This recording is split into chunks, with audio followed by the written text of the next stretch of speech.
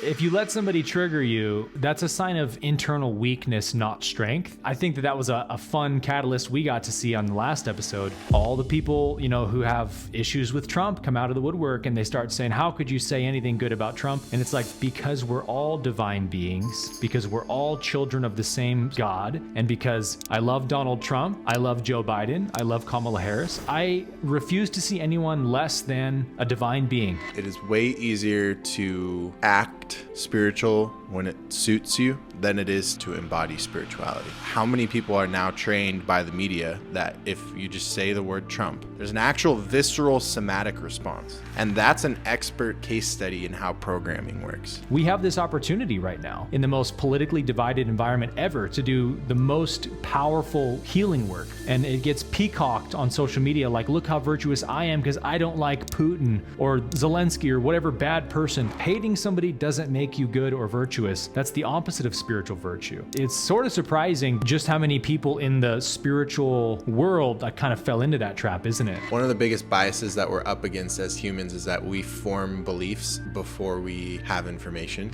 The news bases their entire business model on that understanding. You tell someone something enough times, no matter how much information comes out after that, it becomes too far outside of the box that they've already put reality in.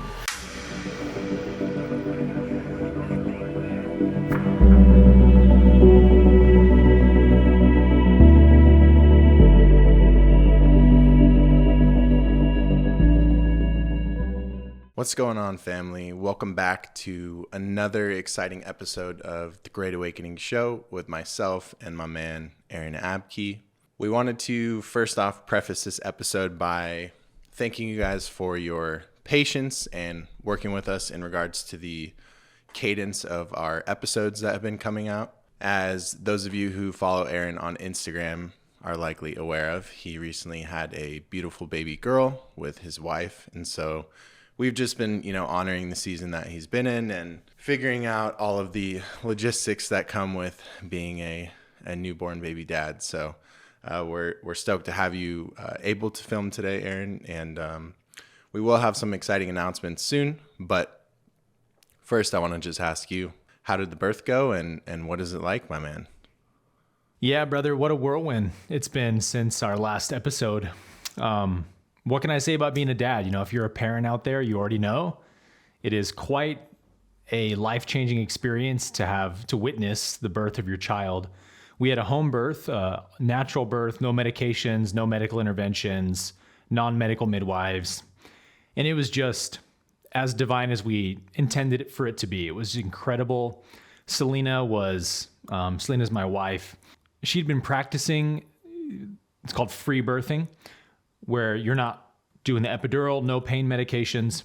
And the reason for that is because the way God designed birth to be, and I didn't know any of this, by the way, until 9 months ago when we started studying it together, is that the female body releases the most incredible amount of hormones and things like oxytocin and dopamine and even dimethyltryptamine to take the woman into this kind of, they call it the birth portal, where there's really not much awareness of the body and the woman is in a very psychedelic state.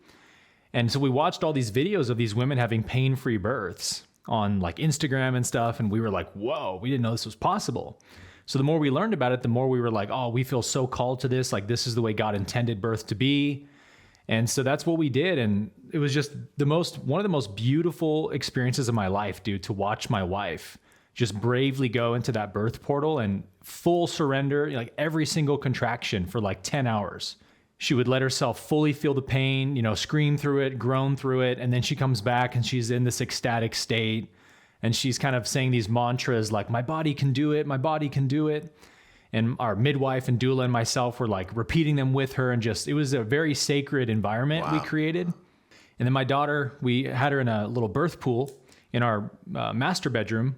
My daughter came out at 11:57 and I caught her in my arms and gave her to my wife. And we just cried hysterically at the beauty of that moment. It was incredible. And something that was really cool was that I wanted to be my wife's anchor through the whole thing. So like I was there for every contraction for 10 hours. If I had to go to the bathroom, I would run between contractions and run back, Because like the thought of her going through one of those contractions without me there was like heartbreaking for me to think about. Like, I will make sure I'm going to support her through every single one of these. Yeah. So as they progressed and got more intense, we know we're working up to the big moment, and she was just so fearless the entire way through. And I didn't feel like I had any adrenaline. I felt very calm and in my body. But probably 20 minutes after Aria was born, our daughter's name is Aria. They call it golden hour. The first hour after the birth, we're holding her and just looking at her and crying together. And my body started convulsing, like violently shaking. And I thought like, well, I must be cold because I am in a pool after all. But I was like, I don't feel cold. And it was really intense, dude. And within like 30 seconds, I figured out like, this is not cold shivers. This is like an adrenaline dump, you know? So for like 10 or 20 minutes, I sat in the corner shaking in the chair. Like I couldn't support my wife. I couldn't get out of the chair to help. Wow. And I just had to let it do its thing because I realized like, wow, even though I felt very calm, my body had been pumping adrenaline for the last 10 hours and it finally just got to release it all. So just talk about like an incredibly divine experience of natural law at work, just to see the way the body does everything so perfectly. And if you're just patient and you trust it, it almost always works out to the perfect outcome. And so that was a very sacred experience that just kind of puts an exclamation point on everything we're doing here on the show, talking about the awakening of consciousness.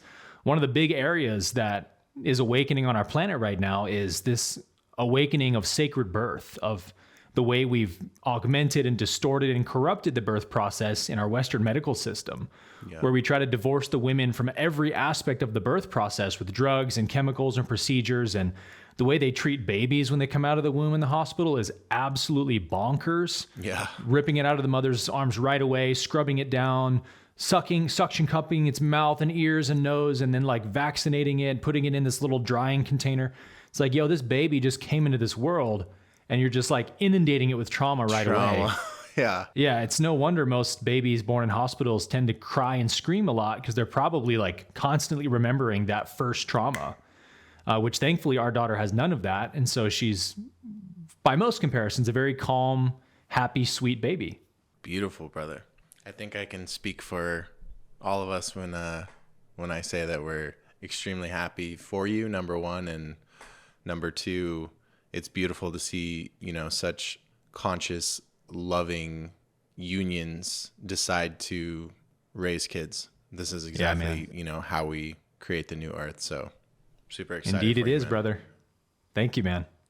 All right, guys. So that was little announcement number one. And then me and Aaron also wanted to let you guys know that we have a very exciting 2 announcements in regards to updates to the show. So hope you guys are listening and as excited as we are.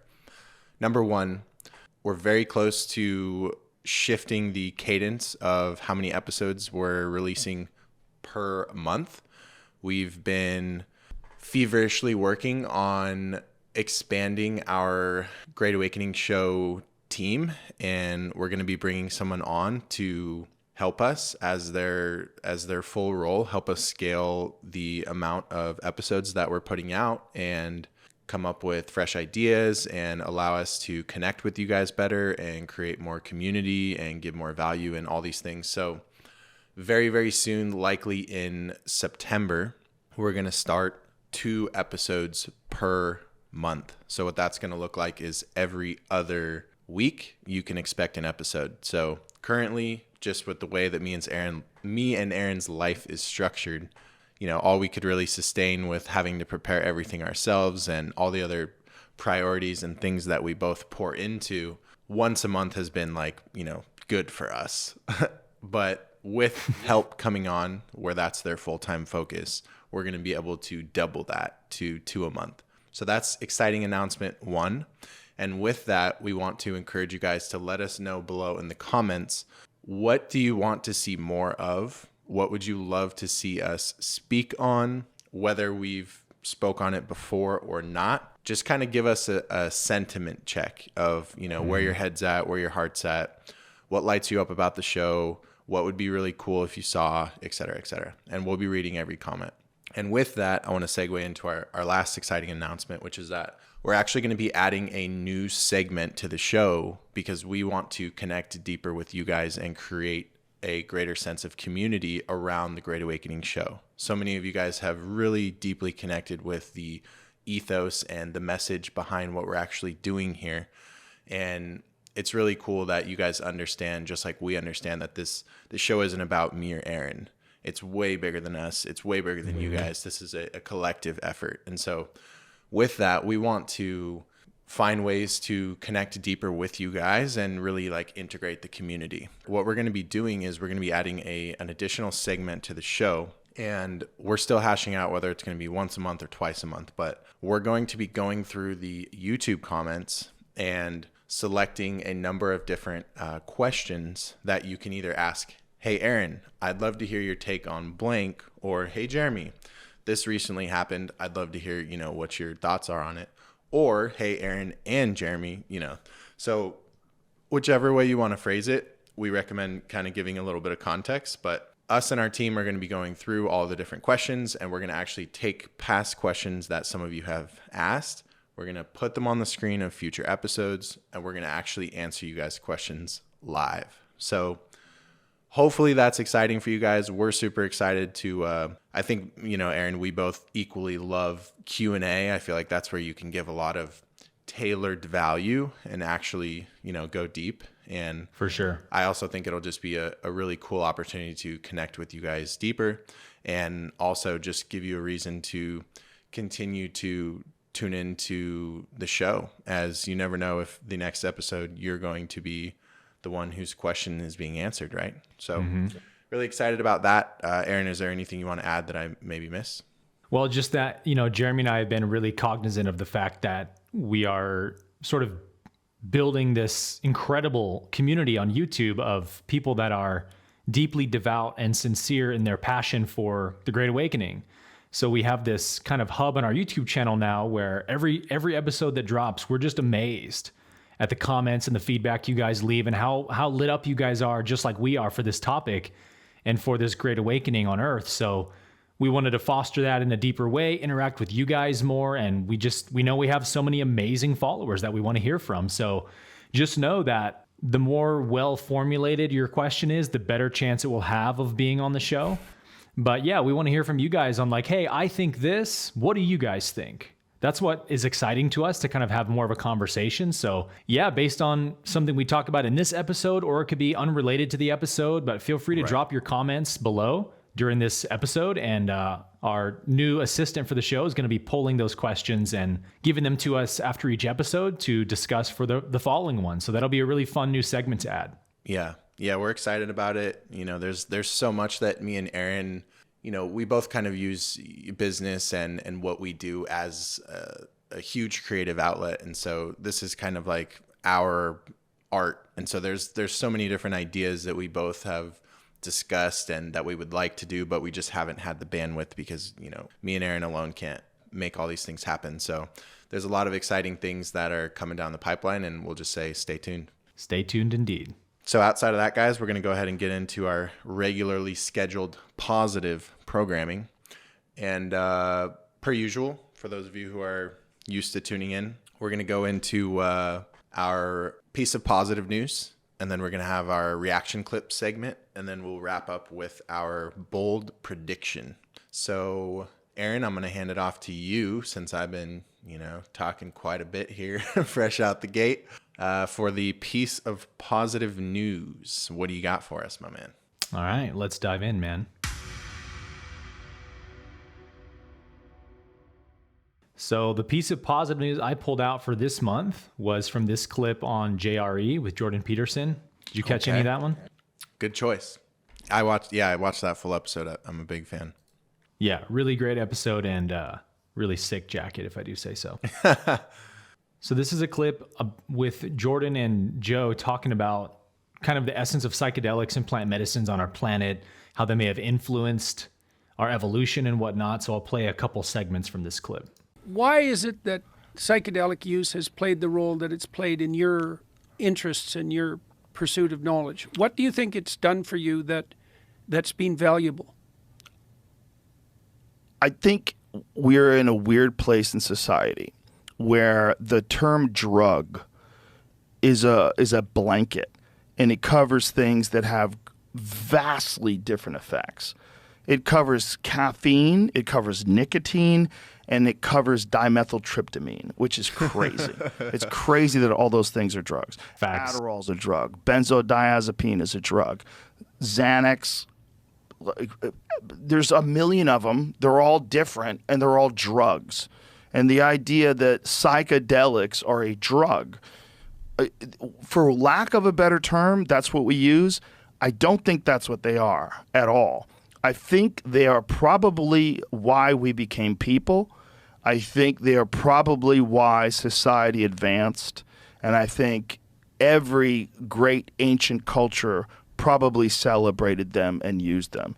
Eleusinian mysteries, much like multiple different cultures in the Amazon, all over the world, have experienced these profound ceremony experiences that lead to these journeys into the spirit world, these connections with higher consciousness, this something that when you're experiencing it seems very, very real, but also very preposterous when you try to explain it to people that aren't experienced. You know, it's like Hendrix. Like, are you experienced? Have you ever been experienced? Well, I have. Like, it's that. Like, with that understanding that that's possible, the world changes. Because now you know that that's possible. You could live your whole life and not know that the most shocking, profound thing in existence is 3 hits away. 3 hits away. And all of a sudden, nuts. you're in a completely different universe. His facial in expression. 20, 30 seconds. That's nuts. Classic And the fact Joe. that is dismissed, that people look at it as like, oh, you're just escaping reality, and you're like, it might be the source of civilization itself. It might be the source of language. It might be the source of the expansion of the human mind over a period of 2 million years, the doubling of the human brain over a period of 2 million years, which Terence McKenna felt directly coincides with the shifting of the tropical rainforest turning into grasslands, which would force these primates to experiment with new food sources, and these ungulate cows that were everywhere, that would then, these psilocybin mushrooms would grow, and there's observed primates flipping over these cow patties, looking for beetles and grubs and things to eat. It's everywhere. Like, you could see it all over Africa. If there's something on that, they're going to try it out. And if these things are trying it out, and they're doing this over a period of 2 million years, and they develop language and culture and weapons, and they start thinking about things, and they become different than every animal around them. And this was McKenna's stone ape theory, which I'm sure you're familiar with. And Dennis McKenna, who is, a legitimate scientist, Dennis explains it even better, because he explains it with the actual mechanisms that your brain, the things that fire up when you encounter high-dose psilocybin experiences that would lead you to the development of language. Glossolalia, the connection of sounds and objects and bringing things together in a manner of communication. Also, they realized that in low doses, it increases visual acuity. It makes people more amorous, makes people hornier. They're going to have more sex. They're going to be better hunters because they could see better. They're going to be a little more sensitive to the environment. They're going to be more aware. Edge detection's different. There's like so many different things that happen that if you're thinking about what made people people, it's a mystery. We want to pretend that we understand things because of the fossil record and this and that. Sure, we kind of understand, but every now and then we find a new human that we didn't even know exists, like Denisovans. What was that? Not even 20 years ago, I don't think? So now there's a whole other branch of human beings that they weren't even aware of 20 years ago. Whatever the happened that took us from all the other primates that are still here and made us this, it's pretty profound. And I have a feeling that psychedelics were at least involved in that process. That's the longest I've heard Jordan Peterson let someone speak. Is it? He likes to talk. He He's loves got good to stuff interject. say. Yeah. So I just love that clip. I love that conversation. I mean, it's not like it's something new, right? Rogan talks about psychedelics fairly often, but I just think it's important we don't overlook how influential these conversations are in our culture. and don't kind of take them for granted, because these are, I mean, imagine if nobody was having these conversations, right? Imagine if Rogan, the biggest podcaster in the world, never talked about plant medicines. Imagine if it was still totally taboo to mention that they have any positive effects like it was in the 70s. Like, where would our world be right now if it weren't for the mainstream discussion and usage of psychedelics? I think it's safe to say we'd probably be in a lot worse off spot than we are now. So it's like, even though we're used to this sort of thing, we should never lose appreciation for it, right? This is amazing to have a subject like this being discussed by two of the most influential people in culture on the biggest podcast in the world. You know, we ought to celebrate this and continue asking for more of it, because these are the conversations that the world needs more of. So my thoughts on this, though, because I want to take what Joe said there a step further, actually. I've had many conversations with the spirit of psilocybin in my 20s, and it made itself clear to me that it is an aspect of Mother Gaia's consciousness, the planetary consciousness. When you're interacting with ayahuasca or psilocybin or like a true plant medicine, you're not going to get this from a lab-created psychedelic like LSD, but peyote, ayahuasca, psilocybin, it's very common that it will be known or communicated to the user that this plant medicine is really just Mother Earth in a different form. Have you ever had that experience with plant medicines, Jeremy? Yeah. You have? Mm-hmm. Yeah, it's pretty common. So like that to me kind of says a lot. In the clip, Rogan mentions Terence McKenna's stoned ape theory, right, which is the theory that our ancient ancestors, the primates or hominids in Africa, millions of years ago, you know, were able to double their brain size in a couple million years through eating psychedelic mushrooms.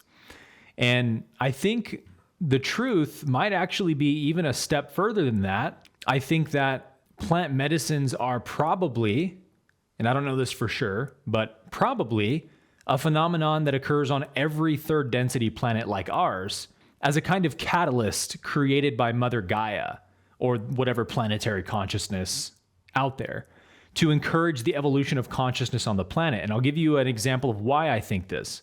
Everyone knows I love to use the 7 densities model for consciousness because I think it's the best model of consciousness that we have. But there's actually a simpler way to break down consciousness into basically 3 phases or levels. And this is true for consciousness in the entire universe. There's the first phase, which we might call simple consciousness. That would be like first and second density. So like animal life, mineral life, plants, insects, simple consciousness, right? What Animal about consciousness. NPCs? Some might argue that NPCs may fall into that category. So, you know, whatever the definition is, simple consciousness means there's no self-consciousness yet, no true self-awareness.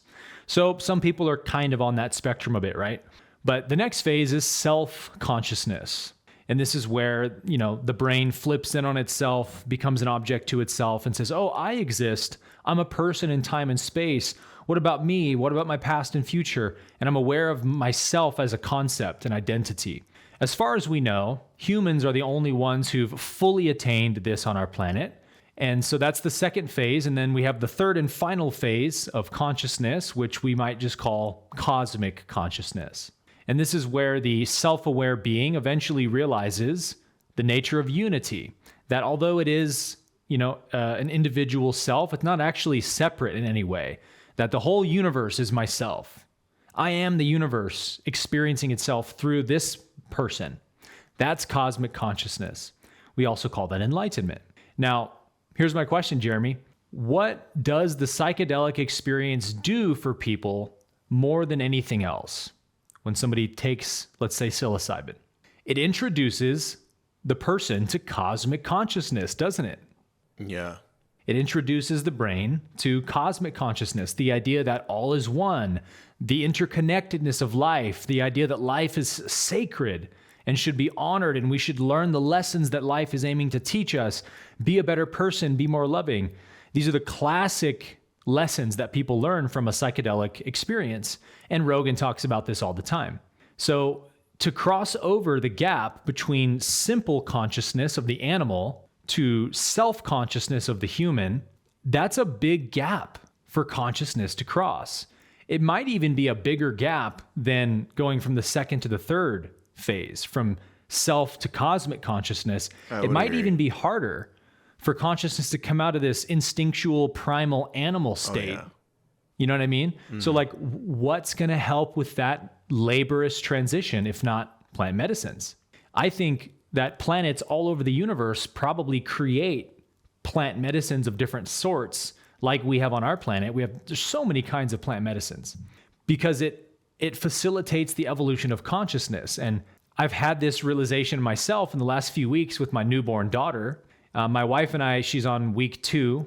She's 2 weeks old now. So my wife and I started giving her these things called contrast cards for babies. Have you heard of those, Jeremy? No, I haven't. I thought you were going to say you were like giving her some ayahuasca or something. Everyone's like shaking in their seat. Don't say that on the internet. Please don't say you gave your daughter psilocybin.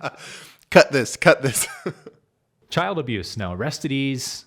I have never, nor will I ever give my child psychedelics. That will be their own decision when they're an adult.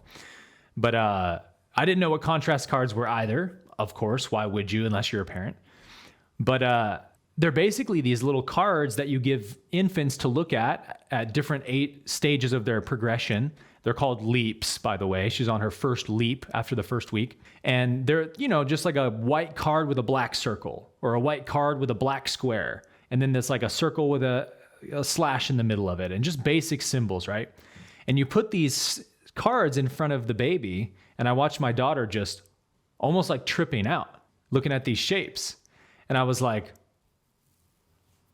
that's exactly what I'm like on psilocybin. Isn't it? Yeah. If you've ever taken a psychedelic. You take enough. When you take enough, yeah. If you take a microdose, that's not going to happen. But if you've taken a heroic dose of mushrooms or ayahuasca or anything psychedelic, this is what plant medicines do to adults, isn't it? Yeah. It's like the earthly mother holding us in her lap and going, look at this, look at this. And it's like these incredible shapes of sacred geometry, sacred geometrical patterns in full 3D Technicolor, constantly morphing, and there's information and organization and messages being communicated, and you're just like a baby, just being like, and it hit me that like, I do this for my child to help her brain develop, right? Why wouldn't Mother Earth do this for her child, human race? Give us these little contrast cards, psychedelics, plant medicines, to help stimulate the evolution of consciousness over that difficult gap of simple to self-consciousness, and then even from self to cosmic consciousness. But I think the stoned ape theory must have at least some truth to it. If not, it could be the reason we have language and civilization. But if nothing else, we know ancient hominids were eating psychedelic mushrooms millions of years ago. And the effects that probably had on brain development are incalculable, right? But I think this happens on every planet, probably in the universe. It wouldn't surprise me at all that these plant medicines are just catalysts for the evolution of consciousness that the planets create for their inhabitants, right? Kind of out of compassion for the insanely difficult process of evolution that a species has to go through. I think this is probably a normal thing in the universe and not some crazy phenomenon like we think it is. Yeah. Which gives us great, cause for hope today that there are a couple miracles up the sleeve, right? That God has. And obviously, being a student and disciple of the Law of One, I would never, ever advocate for something like this. But there have been many people who are like, yo, if we want to heal the world, we just got to put a bunch of LSD in the water supply, and that'll fix all the problems. And it's like, that's obviously would be a huge infringement of free will, and I would never sign off on that.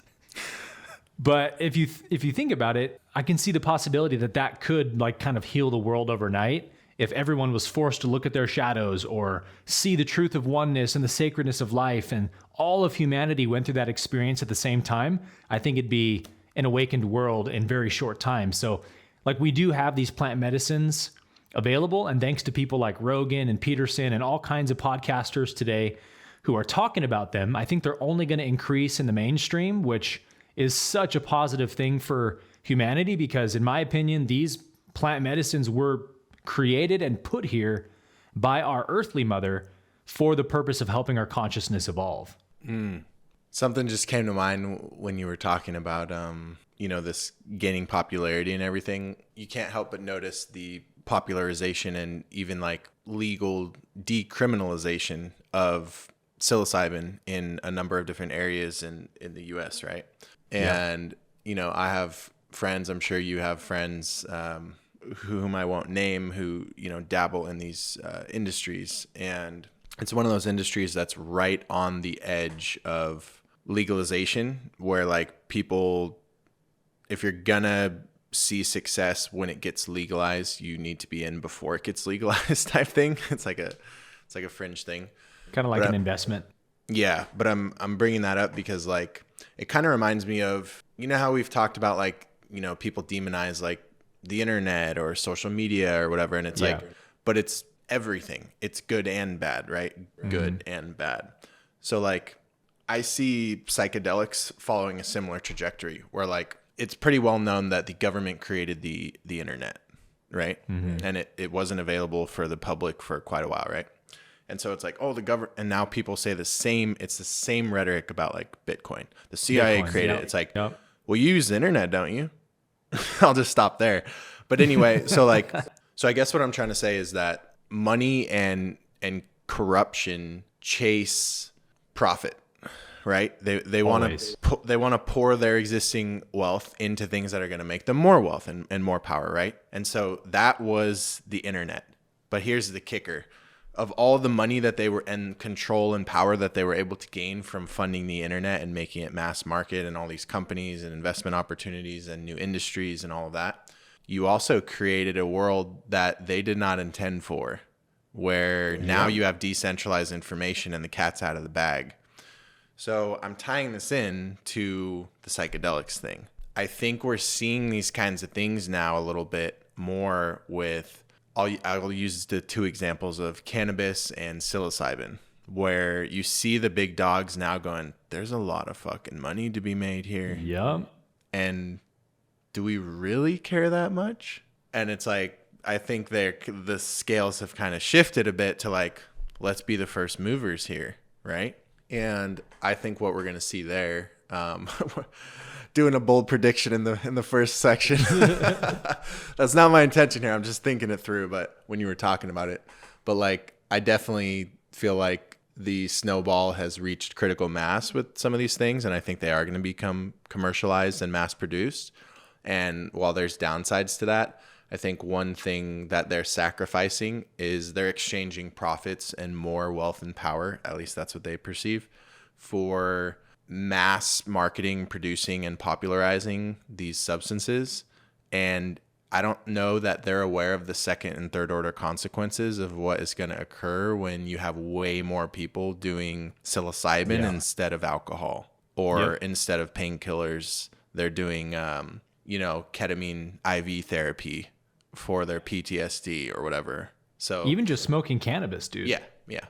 So that's a whole other unintended aspect of like of a fourth turning, right? When we talk about the systems changing and things, it's like it's every aspect of it. And I think we are seeing that decentralization occur a bit in the healthcare and the way that people think about like healing and medicine and these types of things as well.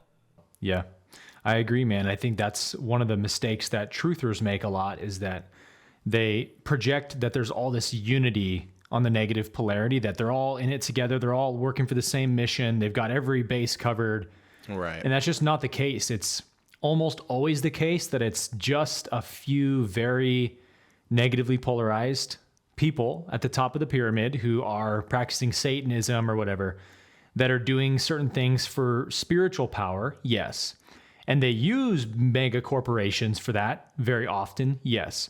But like the CEO of the mega corporation's probably not the one joining the Satanist roundtable. They're almost always just somebody who wants to have lots of money and are corrupted by their lust for money. And so, they're going to choose what drives profits more than anything else. And that's one of the greatest assets that the positive polarity has on our planet for creating change, is that if we can get behind things, if we can encourage and help the market, the consumers, to get behind things like crypto or psychedelics that force those big mega corporations to say, hey, there is a gold rush happening here that we don't want to miss out on. Sorry, couple of people that worship Satan. We care more about making money than serving your cause. So we're going to open up this crypto exchange. We're going to open up this psychedelic thing. Yep. And we are seeing that obviously in a huge way with psychedelic or crypto, which we cover every month. But we're also seeing it in a subtler way with psychedelics, with MAPS and Hefter and these organizations pioneering all these studies that are making it undeniable that these medicines are not only very safe, but very effective for treating psychological issues. So that's going to cut into a lot of the profits of big pharma at some point when people start going to those medicines rather than pharmacy drugs for psychological issues and whatnot. So that'll be a whole thing too. But yeah, we just need to keep lifting these things up in the culture. And that's one of the ways we show what our free will is behind, right? We got to show the universe what we want more of on our planet. And so if we can just celebrate even the little wins with crypto or psychedelics, that just, it keeps giving the universe the thumbs up to continue the momentum in that direction. Well said. So we're going to have a hard pivot now to my my piece of positive You're news, up, brother. Which is going to be just going to be a funny one. I want to see your reaction. Have you seen this? Oh, wait. Is this the... Yes, I have. Okay. I used to believe everything I'd see on the news, but that's before I discovered a brain. A brain is meant for everyday use. Those living with moderate to severe stupidity have seen immediate improvement in common sense with a brain. I thought the government had my best interests at heart, and then a friend told me about a brain. Talk to your doctor about what news sources you obey. A brain may also lower your desire to take life-altering advice from celebrities. Getting lectured about my carbon footprint from people with 3 private jets used to make sense. But thanks to a brain, now I can think for myself every day. When my disregard for third-grade biology began to flare up, I knew it was time for a brain. Do not try a brain if you're allergic to a brain. Common side effects may include accountability, discernment, homeschooling your kids, a better understanding of economics, awareness of the stupidity of socialism, and diarrhea. For tethering yourself to reality, the only no-brainer is choosing a brain. Ask your doctor if a brain is right for you. For more information, visit tryabrain.com. Imagine if there was a drug that could really do all that. So I thought I'd keep it lighthearted on my end for the piece of positive news. It's always appreciated. It's just good to be able to laugh at the world that we live in and not always, You got sometimes, to, bro. Sometimes we get into some dense stuff, and I thought that was funny. Yeah. I'm sure our audience will appreciate. You got to laugh. And dude, there's so much good content to laugh at these days.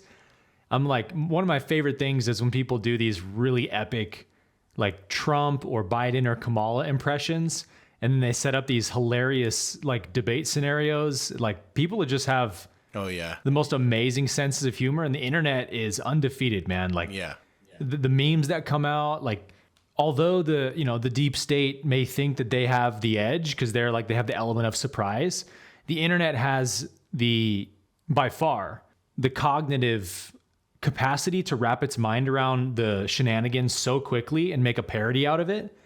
And when you can do that, we've said this before on the show, right? We've talked about the role of comedians in our culture. Yeah. Comedians play a huge role in the awakening because when they can point out the parody of something and make us laugh at it, it's like an awakening to laugh at something. So laughter is good medicine, man. Mm-hmm. Have you seen the, I think one of the top Trump impersonators I've seen is Shane Gillis lately. The Kill Tony episode? Yeah, for any of our audience who hasn't seen this, go look up Shane Gillis on the Kill Tony show with, I don't even know who was playing Biden. Who is that? Adam Ray is his name. Okay, he's not as he's incredible, known, dude. But he's not. Yeah, that episode was insane. When you watch comedians impersonate these people, like you almost get this sense that like the universe loves creating characters. Yeah. Because like Donald Trump is such a character, like almost like a cartoon character. Yeah.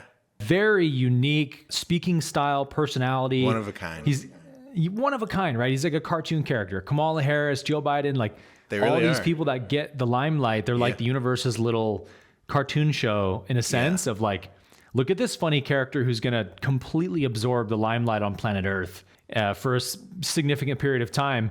And we just get used to them as like, just another day in the office watching Trump and Biden. But the comedians have a way of pulling out like the things you only see 30 years later when you look back at like Jimmy Carter or somebody from back then. You're like, wow, JFK, like what a character that guy was. What a unique voice, personality, energy he had. And we got a lot of characters these days, man. That's a great point. I wonder what it is to that. You really don't see too many people rise to that level of power that aren't like extremely distinct characters. They're like, I know what our audience would say, but it's probably a little more nuanced than that. Well, it's funny, right? Because even the deep state actors like the Bidens and Kamalas, who are like Joe Biden literally will just read off of a note card, or like he'll just be staring right past the camera like, good morning, America. I am Joe Biden, the president. End of quote, read the line. Like he's not even trying to hide the fact that he's reading a script that was written for him. And even then, when they're trotting out these political actors to give their lines, they still can't disguise the incredible uniqueness and sometimes hilarity of their personalities. Like Joe Biden going from screaming to whispering all the time. Like you can't cover up the human element, and it just makes for great comedy sometimes. Yeah. Yeah. It's much more enjoyable to just look at the political landscape as theater and just enjoy it. Yeah, because like we're all fallible humans. These are very flawed humans with their own huge blind spots and issues. Like, why take everything so seriously? Why expect everybody in politics to have to be perfect or be a good person? That's not the reality of the planet we live on. That's not the reality of the human race right now. They're people just like us. Their idiosyncrasies come out just like us. And so, I mean, if you let anybody trigger you, which we found out on our last episode, bro.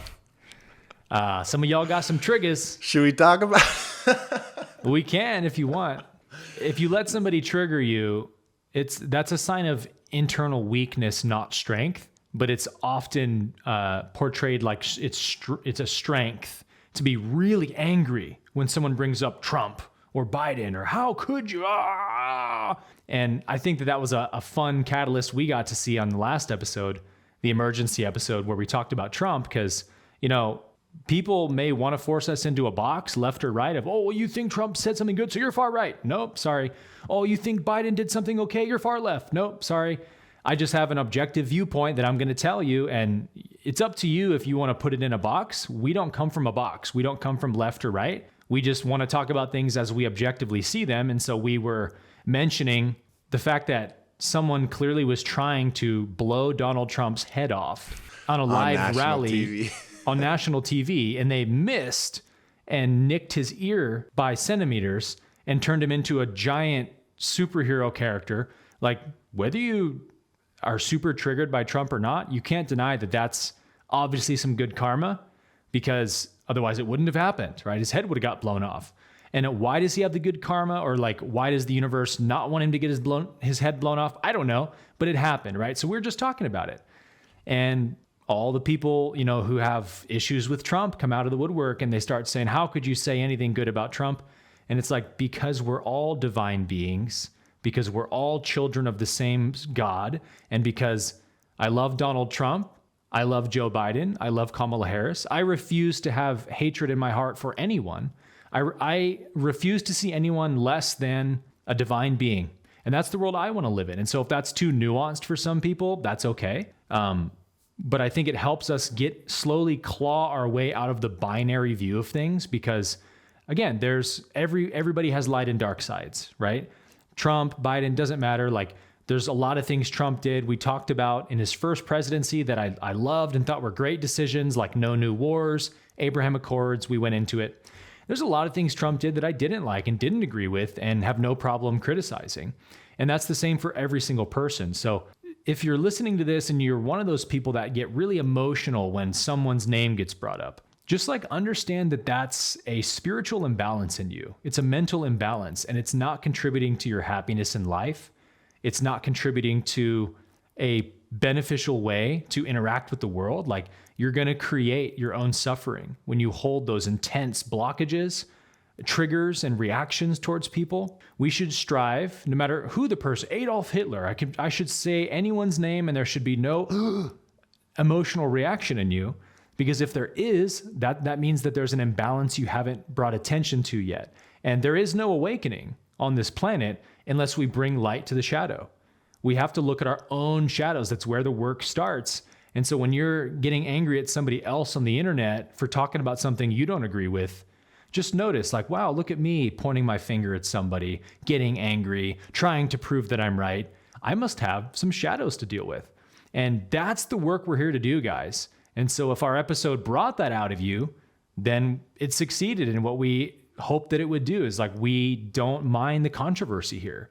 We don't mind if things are triggering, because we're here for this, to do this work, to find what triggers us, to find where there's an opposition or a blockage to love in my heart, and to heal that blockage, right? I want to be able to feel genuine love in my heart for every single person I see. That should be the goal of everyone listening to this, right? If we're all on a spiritual path and we all want to help the planet evolve, love is the only way we heal the planet.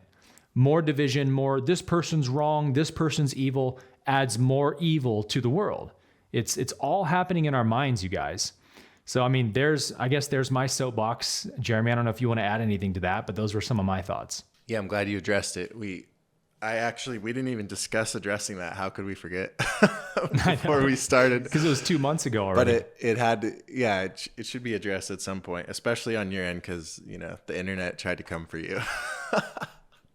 As they Which do. is just absurd, but, they don't know you, so it is what it is. Yeah, the only thing I'm thinking when you're talking is, one of my biggest takeaways reading all those comments and everything, and just the overall sentiment is like, and the way that some people reacted, is that it is way easier to act spiritual when it suits you than it is to embody spiritual practices or to embody spirituality, however you want to think of it.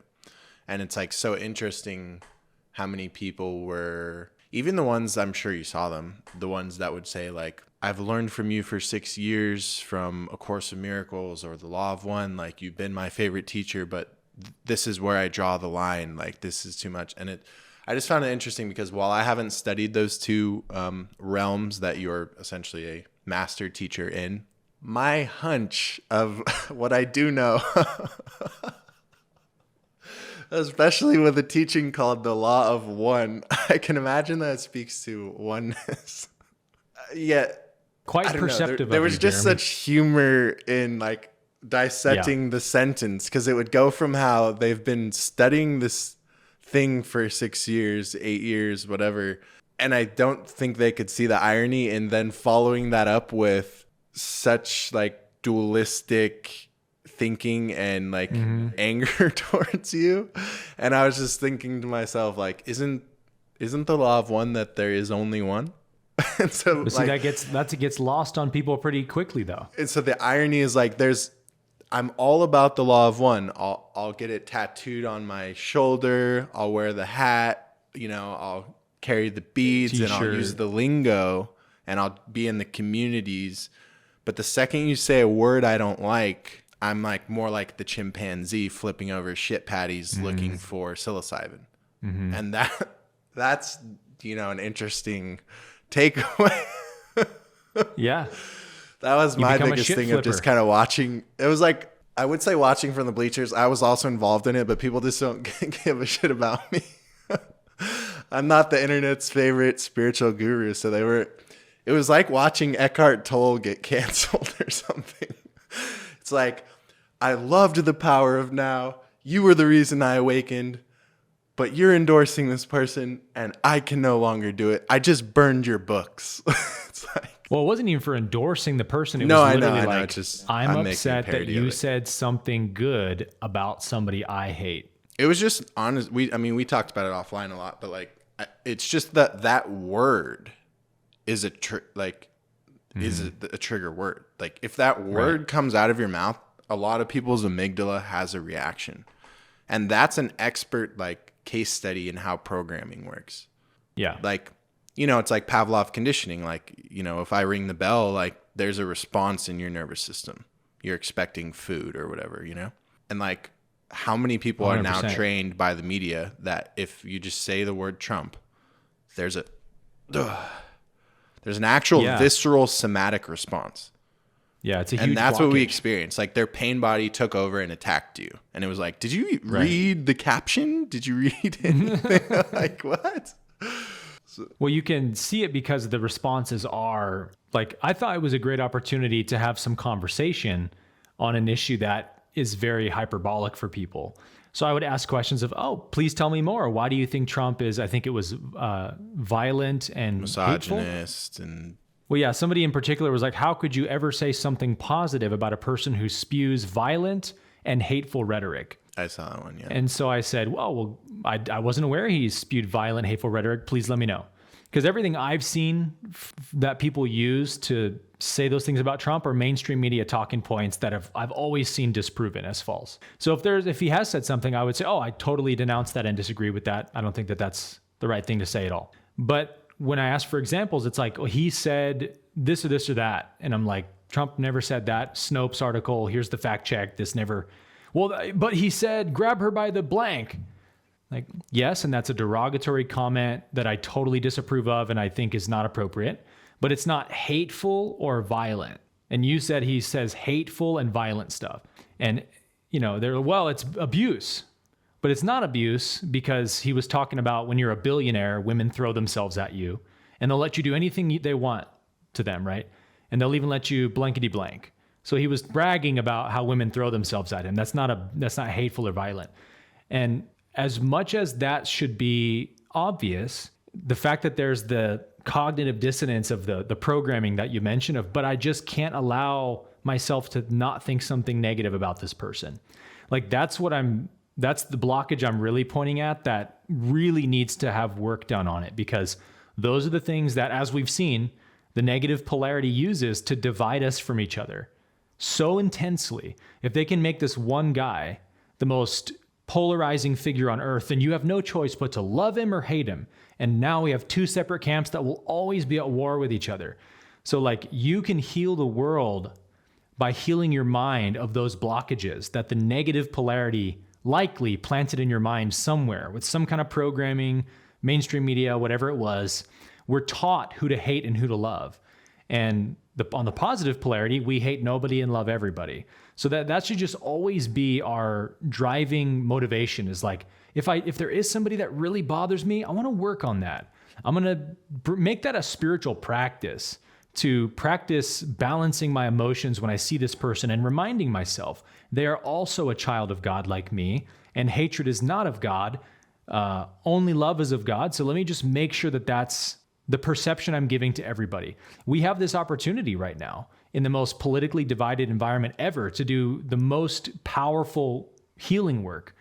And what good is it to do to point out all the bad people in the world when all of us are carrying hateful thoughts about people? Like, it's not spiritually virtuous. It's not a spiritual strength to be triggered by somebody.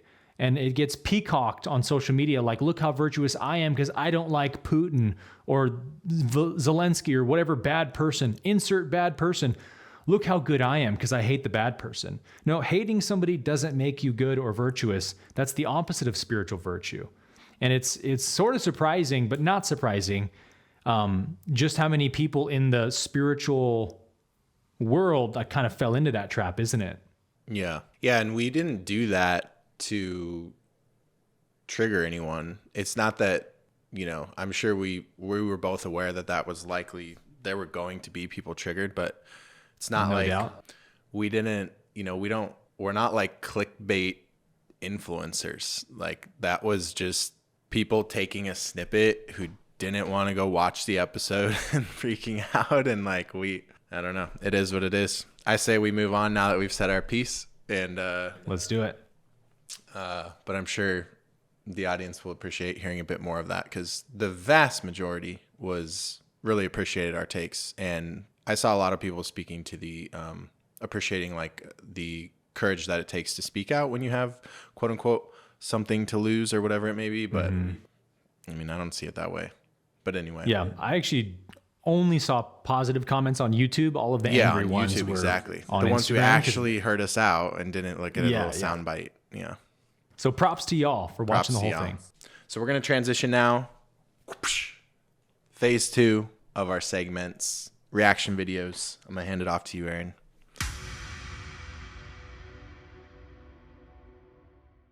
All right. So we had to do a reaction video to this. This was like one of the biggest parts of the news cycle in July.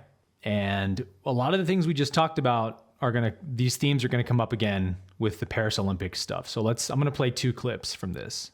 Why are people slamming the Paris 2024 Olympic opening ceremony? Well, it's all to do with their controversial representation of the Last Supper. The ceremony pulled out all the stops in welcoming back the event to the city, with a line of star-studded appearances from the likes of Celine Dion, Lady Gaga, and even Snoop Dogg. But what people can't get the hang of is the country's portrayal of Leonardo da Vinci's Last Supper, which featured a diverse lineup including several drag artists and dancers dining at the iconic table. This scene, aiming to capture a nightclub atmosphere, was praised by some younger viewers but was mainly criticised by others as a woke parody. It even caught the likes of Elon Musk, who claimed the show was extremely disrespectful to Christians. The mastermind behind the opening ceremony was none other than French artistic director Thomas Joly. Speaking to British Vogue, he believes that there is room for everybody in Paris. Maybe it's a little chaotic, but it allows everyone to find a place for themselves, and said the ceremony will only be successful if everyone feels represented in it. What are your thoughts?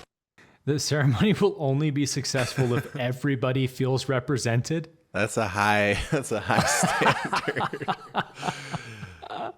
Imagine there's like a midget or somebody like that there. Yeah, you gotta have like one of every animal as well. Yeah, I didn't see a single midget in the Olympics. No. I'm not represented. I'm offended. Yeah. So that was like a little cursory overview. Did you see this video, bro? No. Slam for promoting. Oh shit! This is wild. I watched this live. I remember seeing this. Okay, so I don't know about you, but I watched the Olympics live as a kid every 4 years, every 2 years. Oh yeah, with my parents. And so like, how many millions of children are watching this, and they're playing? You have to see it to believe it, but a video of a gay orgy, a gay threesome, basically on the Olympics opening video. Like, do you want to zoom in a little bit? Yeah, I'll make it full screen, but what can you say? I'll just play the clip.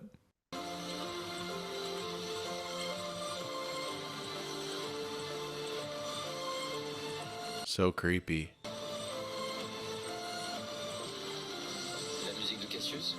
It's just like, what does this have to do with the Olympics?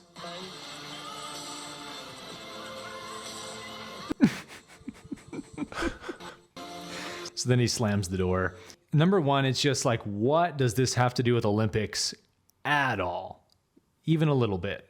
But secondly, I think I don't know, there's something about the theatrics of it, of like this in-your-face, flamboyant, like, yeah. And like the way, let me fast forward it. This look right here, like, you're not allowed to watch what's about to happen. It's hilarious, bro. It's like watching, it's like, wow, you guys are so cool for having sex. Like, it's so cutting edge that you guys are being so sexual. Yeah. Like, none of us have sex. It's not something normal people do. It's like, it's just you guys. It's so cool when you do it. We're drawn into the screen. Like, we can't stop watching. Is anyone having that thought? Like, it's literally just like a virtue signaling, like, gay rights thing in the middle of the Olympics. Yeah. And it's like, cool, all good with gay rights. But you're showing people about to have a threesome on the Olympics? Number one, that's super confusing and bizarre. Number two, there's millions of children watching, which of course is probably what they want. But like, the outrage was mostly over the mockery of the Last Supper, but I thought that was way worse. Like, both of them were not good things, but comparing the two, like, it's literally softcore porn, like gay porn in front of children. And so you have to ask the question, like, who decided that would happen? Who decided that would be a good thing for the Olympics to do? My assumption is, understanding the way the world works, is that it's whoever the investors are who invest in the Olympics, these multinational venture capitalist companies probably, who are giving millions and millions of dollars. As we know, they're the ones who get to drive a lot of the decisions of what happens with their money. So like, a lot of people are like, oh, the Olympics have become evil. It's like, it's not that simple, right? It's probably, again, those people at the top of the pyramid who are funding it, who are like, hey, we gave you 100 million, you're going to do this. And before I get into my take on it, I'm going to get yours, but I just think that that's another important nuance to remember is like, it's easy to get really upset and dejected when we see these things of like, oh, look, even the Olympics now are satanic. The Satanists own everything. Again, it's like, it doesn't work like that. It's a few investors who did this. I mean, the Paris Olympics came out like the next day and issued a public apology, which is, of course, just partially saving face. But I think also they were like not expecting the backlash. And they're just like another corporation, like any other company that doesn't want a bad reputation. So it really is the people with large sums of money that get to, who has the money controls the game pieces on the board, right? And it's probably a group of woke investors who decided to put that on. But in any case, these are the things that really catalyze people to wake up, aren't they? Yeah. So I actually came across the full research on Twitter. I don't know if you did, about who created the opening ceremony and did all that stuff. And he's like a LGBTQ. His name's apparently Thomas Jolly. I have it pulled up right now. Yes. And he apparently is very, I'll just say like aggressively to the left in regards to like, you know, his visions of what artistic expression should be. Mm-hmm. So yeah, what you're describing is spot on in regards to like, well, who put him in that position, who's paying them, and all these types of things. I don't know if you came across that, but I did see that. I'm going to share my screen again. I want to point a couple things out. So how can I make this image bigger? Oh, that was the other thing I was going to say. Did you see that actually the drag queen guy on the left, he actually had his nuts out and he was the only one behind a child? Zoom into that picture. No way. Yeah, they had to delete. They took this down, just so you know. They tried to delete this. So this guy? Yeah, I can find it if you want to give me some time. But the only child in there, how old do you think she is? She's 8. Yeah. So his testicles are out right behind her, and they were dancing, like everyone's dancing in that scene. Yeah. Wow. And then it got removed. It's like, so that's another like. It's like we have like a wolf. What is that thing on the right? A wolf man, woman. And then we have like every type of thing in here, right? Plus like pedophilia with children with a drag queen. I don't know. There was a lot going on. That's exactly my thoughts. Yeah. I mean, just looking at everything on this screen, like every person on this screen is sort of representing a different inversion of natural law. You know, we have men dressed as women. We have drag queens. We have bro. You just found search on Google right now, man's testicles, and it will already autofill. Like man's testicles out. You want Olympics. to share your screen? Yeah. That's crazy. I hadn't heard of that, dude. Oh yeah. Yeah, I know. I had to make sure it was real. Can't say I'm surprised, honestly.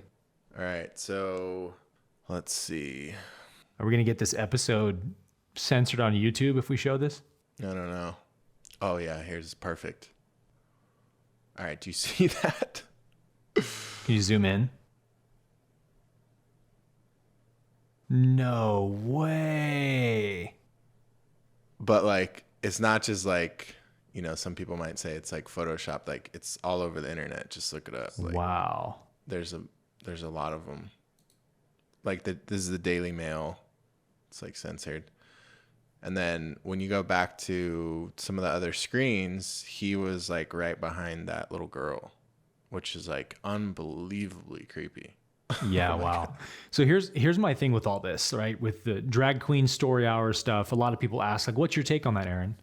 And as somebody who respects free will, I believe that everyone should have the free will to do what they want to do and how they want to live their life, so long as it doesn't harm anyone else.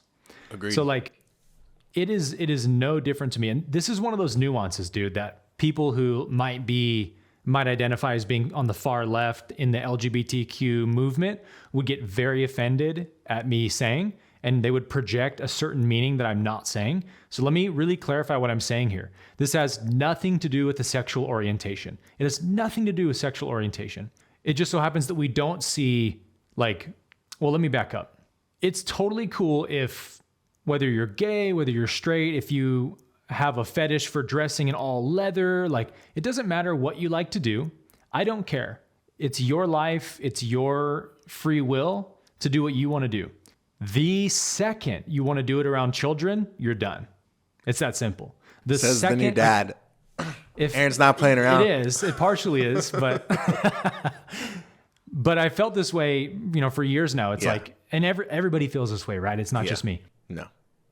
I don't care if you're straight, gay. Like if you're a straight guy who loves to dress in leather outfits, before you have sex, cool. That's your thing. It's your life. Yeah. The second you want to dress in a leather outfit around a child, you're done. There's absolutely no room whatsoever, straight, gay, or anything in between, for sexualizing children. It is always wrong, regardless of the orientation. The orientation has nothing to do with it. It just so happens that we have these drag queen story hours where men who have fetishes for dressing up like women sometimes want to do it in front of children. It's like, go dress up as a woman anywhere you want, except around kids. Yeah. Because kids are not psychologically developed. They don't understand anything. They're vulnerable. They're innocent. Their psyches are very, very fragile and easily impressed upon. So you don't have the right to parade your fetishes in front of children. It's just always a violation of the law of one. Yep. So on this picture I'll share again, look at what's happening on the screen. Every single person in this shot represents some kind of inversion of natural law. Yep. Obese people, men cross-dressing, women cross-dressing, a child right in front of adults that are dressed very sexually. That's also an inversion. Even just the sort of rewriting of the Last Supper is an inversion. This is what the negative polarity thrives on, is mockery of the sacred and violation of innocence. Those are the two biggest ways that they will sort of gain polarity. So here's what I wanted to say about this man. A lot of people will call this an energy harvesting ritual, right? What does that mean? Well, here's why it's an energy harvesting ritual. Because for the negative polarity, causing negative reactions in people, a negative emotional reaction, is a great demonstration of their power. Because think about it. If I can force you, just like we said, by using the word Trump or Biden or whatever your trigger word is, if I can say someone's name and you feel negative on the inside, I kind of control you, don't I? 100%. I kind of have some power over you, don't I? So if they can mock what we find to be sacred and violate what we see as innocent, they will elicit the most intense negative emotional reactions from us. And that's what this whole thing was really for, right? It's to elicit the anger, the retribution, the wrath of the Christian community, or even just the regular world at large. Satanists love to antagonize Christians with blasphemous images and actions because they're just looking to spark outrage, right? Christians think that it does something positive for them to be like, oh, I rebuke this satanic display in the name of Jesus, on social media. Yeah. I mean, that's all I saw on social media was just angry Christians. I rebuke this evil Satanism. Shame on these people. And it's like, okay, that's exactly what they wanted from you, and they got it. They want your anger. They want your secret fear. They want your outrage. They want your sadness, your hopelessness, whatever it is, they want it because it feeds them. That's what it means to harvest energy, is you create an emotional reaction in somebody against their will.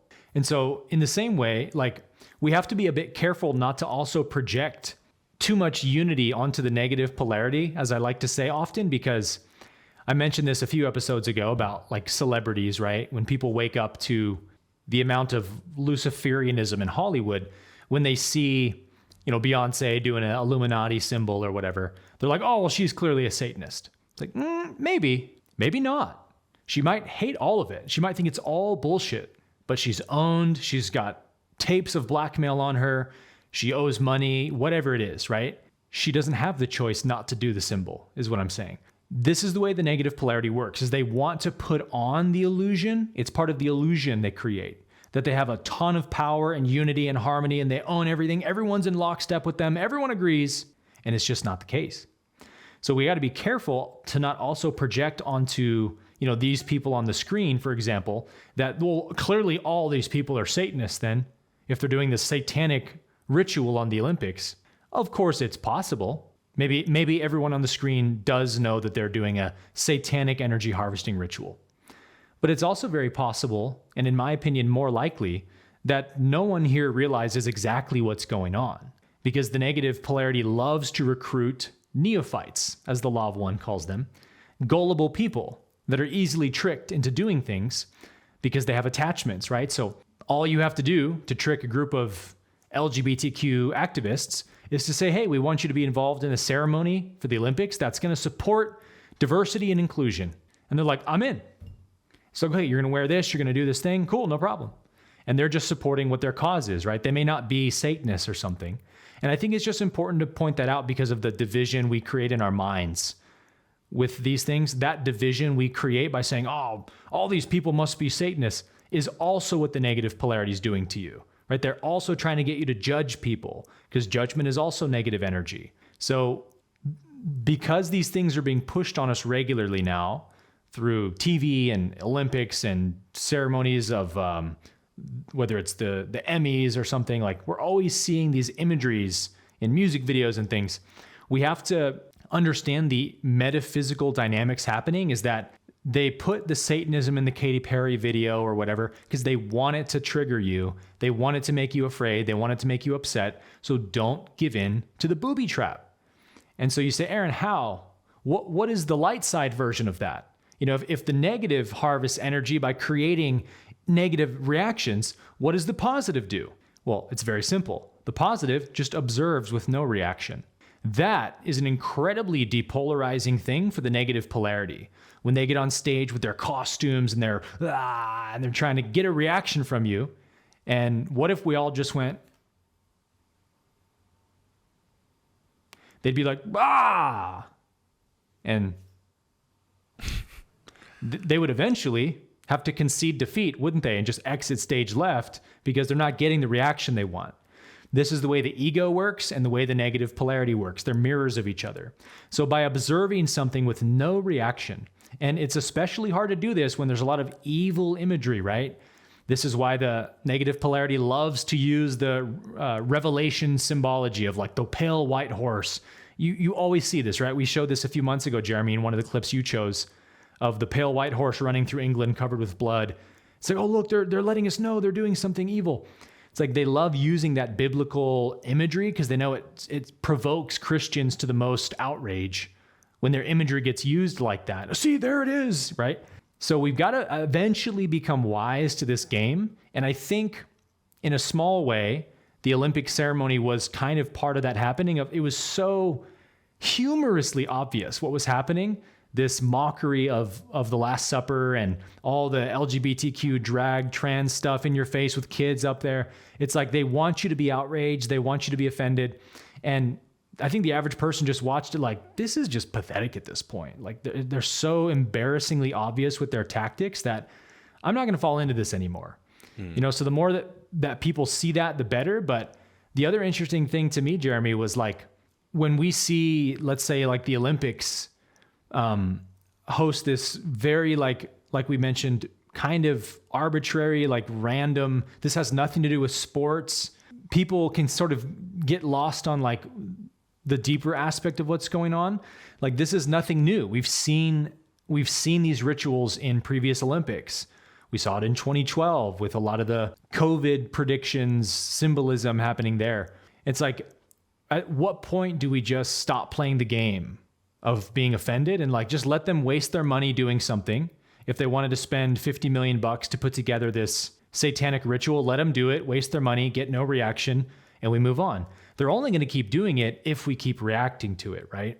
So you kind of just answered this. I was going to ask you a devil's advocate question so that no possible miscommunications can occur around what you're explaining. So like one thing that pops into my head is like, there's definitely going to be the people who are like, yeah, but Aaron, if we don't stand up for what we believe in, then they're just going to continue doing it that much more, right? So it's kind of like, where do you balance the pragmatic approach with the spiritual truth that you're sharing? Mm-hmm. Yeah, it just means you don't come from that position of anger, of like rage, and I'm so triggered, I'm so emotional. It's the emotional reactions that they feed off of. It's absolutely appropriate to say, hey, like I said, you can't do that around kids. Sorry, there's consequences for that. But to do it from a balanced state is the whole purpose of depolarizing the negative. They want to create more rage in the culture, more division. They do these things to create these angry conversations. And I thought it was funny how like some people were like, oh, relax, Christians. It's not the Last Supper. It's the Feast of Dionysus or whatever. Like you're not seeing what you're seeing. I think it's funny how with conspiracy theories and misinformation and all these things, we've gotten so desensitized to the ways that we've been gaslit and the ways we gaslight ourselves that you can see this display of like an obvious kindergarten level obvious mockery of the Last Supper. And you have a massive segment of the population that's like, oh, chill out. You guys got it all wrong. I figured it out. It's not exactly what it looks like. It's this other thing. See, I have the right information. I'm in the know. You guys are wrong. And this is like what humanity does on every issue, every political issue, every world issue, economic issue, because there's always more than one side. It's like no one ever can be firm in what they believe because gaslighting is just a normal part of our culture these days. They call it, like calling something a conspiracy theory, for example, is gaslighting. When we see evidence for a clear corruption or some kind of fraudulent act, we're like, hey, that doesn't add up. We should investigate that. And the media is like, you're a conspiracy theorist. It's a form of gaslighting, right? It's like, you didn't see what you just saw. You're crazy. And so even when we see something this obvious, I don't know about you, but I saw a big segment of the internet being like, it's not the Last Supper. You guys are all wrong. And it's like, at this point, we're so desensitized, we can watch this happen and be like, this isn't what it is. Yeah. Yeah, I definitely saw a lack of balanced, nuanced takes. You saw the extreme. And that's just where we're at in the cycle. That's where we're at. Fourth turning. All right, guys, we're going to transition now to my first clip. So for the first clip I'm going to be bringing up, I'm going to be talking about what is referred to as the Japan carry trade. Have you heard about this, Aaron? A little bit, yeah. There was like an economic sell-off in the markets. I believe it was on August 6th. And for anyone who's invested, you likely may have seen financial news about this because you probably looked at your portfolio and was like, what the hell just happened? But for anyone who's not invested, you likely have no idea what I'm talking about. So I'm just going to kind of break it down a little bit because it's going to have some greater implications to some things I'm going to be talking about today. So just kind of a little recap. The Japanese Nikkei is kind of like their S&P 500. So theirs is called the Nikkei 225. Okay. And in one day, wiped out an entire year of gains. So if we want to see that on a chart, that looks like this. So this was one day, absolute sell-off. And to kind of talk about it a little bit more. So it says on Monday, which was August 6th, I believe, it was somewhere around there. The Nikkei saw its biggest one-day drop since 1987, erasing all of 2024's gains and more. The index dropped 12.4%. Earlier this year, it had passed the 40,000 mark, blah, blah, blah. So, yeah, I'm not going to read the rest. I'm going to kind of just walk you guys through what happened. So basically, in Japan, the Bank of Japan has had 0% interest rates for damn near, I want to say like a decade or more. They basically keep 0% interest. And so what people end up doing globally, especially like from the US, is the same way you can borrow money from a bank, right? And you can try to get it at like 0% or low APR, and then you invest it into an asset, right? That's like the literal foundation of what you do in the real estate market, right? Well, people have been doing that with borrowing in the Japanese yen, which is, once again, pretty much been at 0% interest. So you can borrow it for literally no interest, and then investing that in things like U.S. assets, U.S. equities, etc.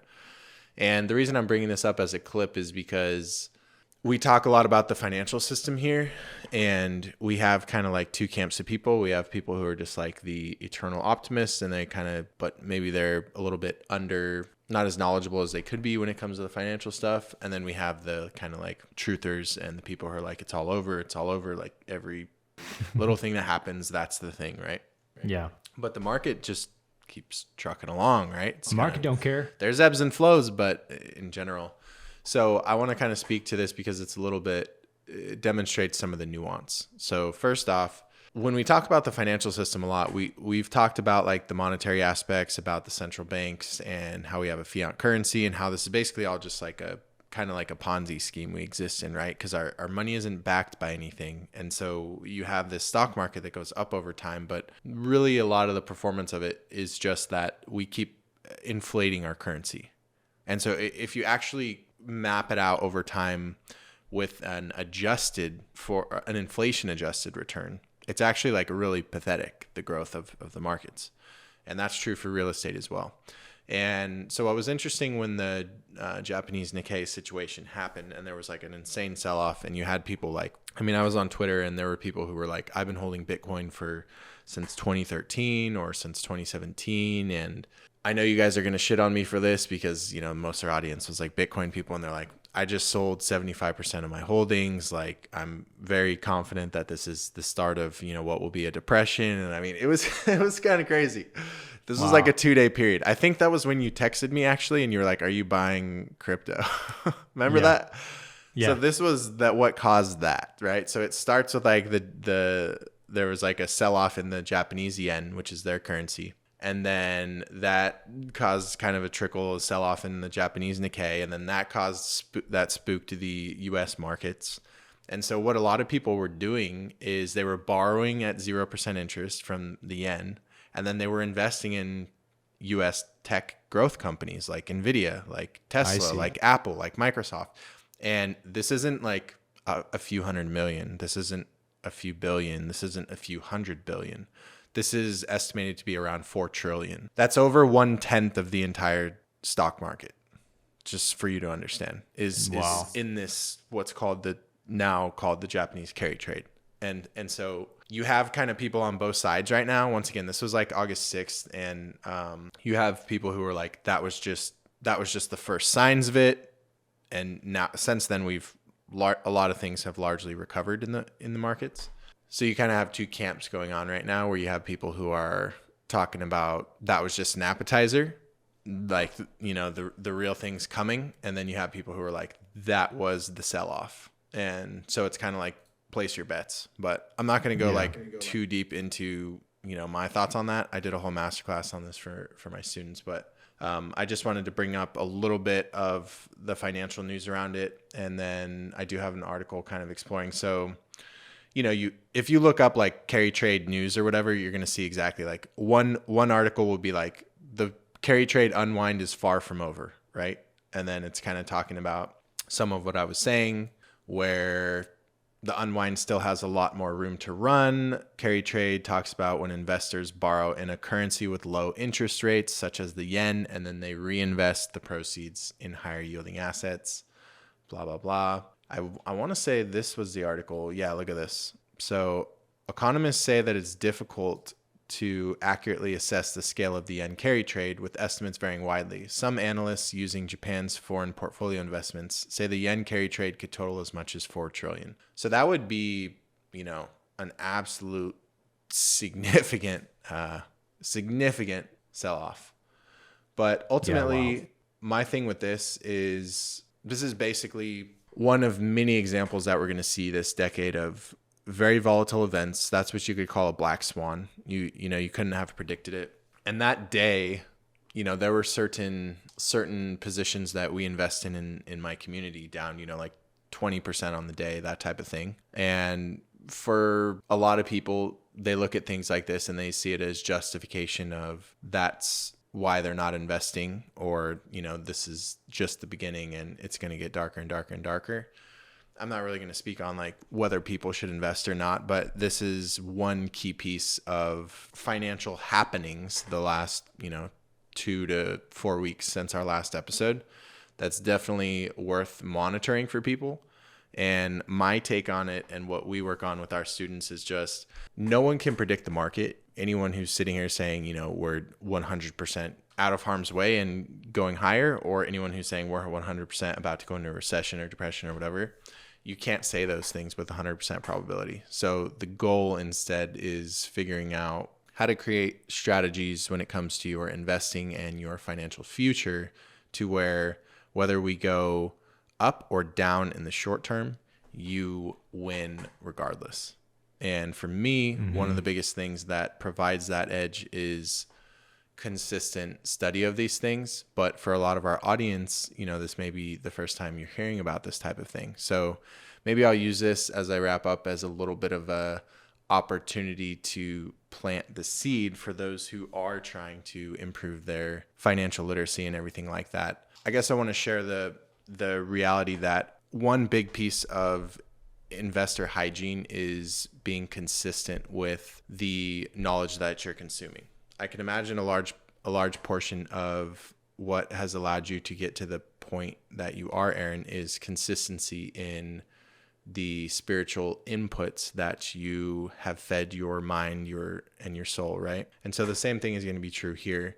But unfortunately, a lot of what people do when it comes to their finances and their financial future is they either maybe just listen to the news, headlines, whatever it may be, but they have extremely surface level interpretation of things. And so that's going to make this decade really, really challenging, right? Because investing during a fourth turning, there's going to be a lot of volatile events, guys. There's going to be black swans. There's going to be polarization. There's going to be events, right? There's always going to be looming threats of different things. And so for experienced investors, events like this sell-off are buying opportunities. But if you don't know what you're doing, then they're potentially not. So that's all I'll go into at this point.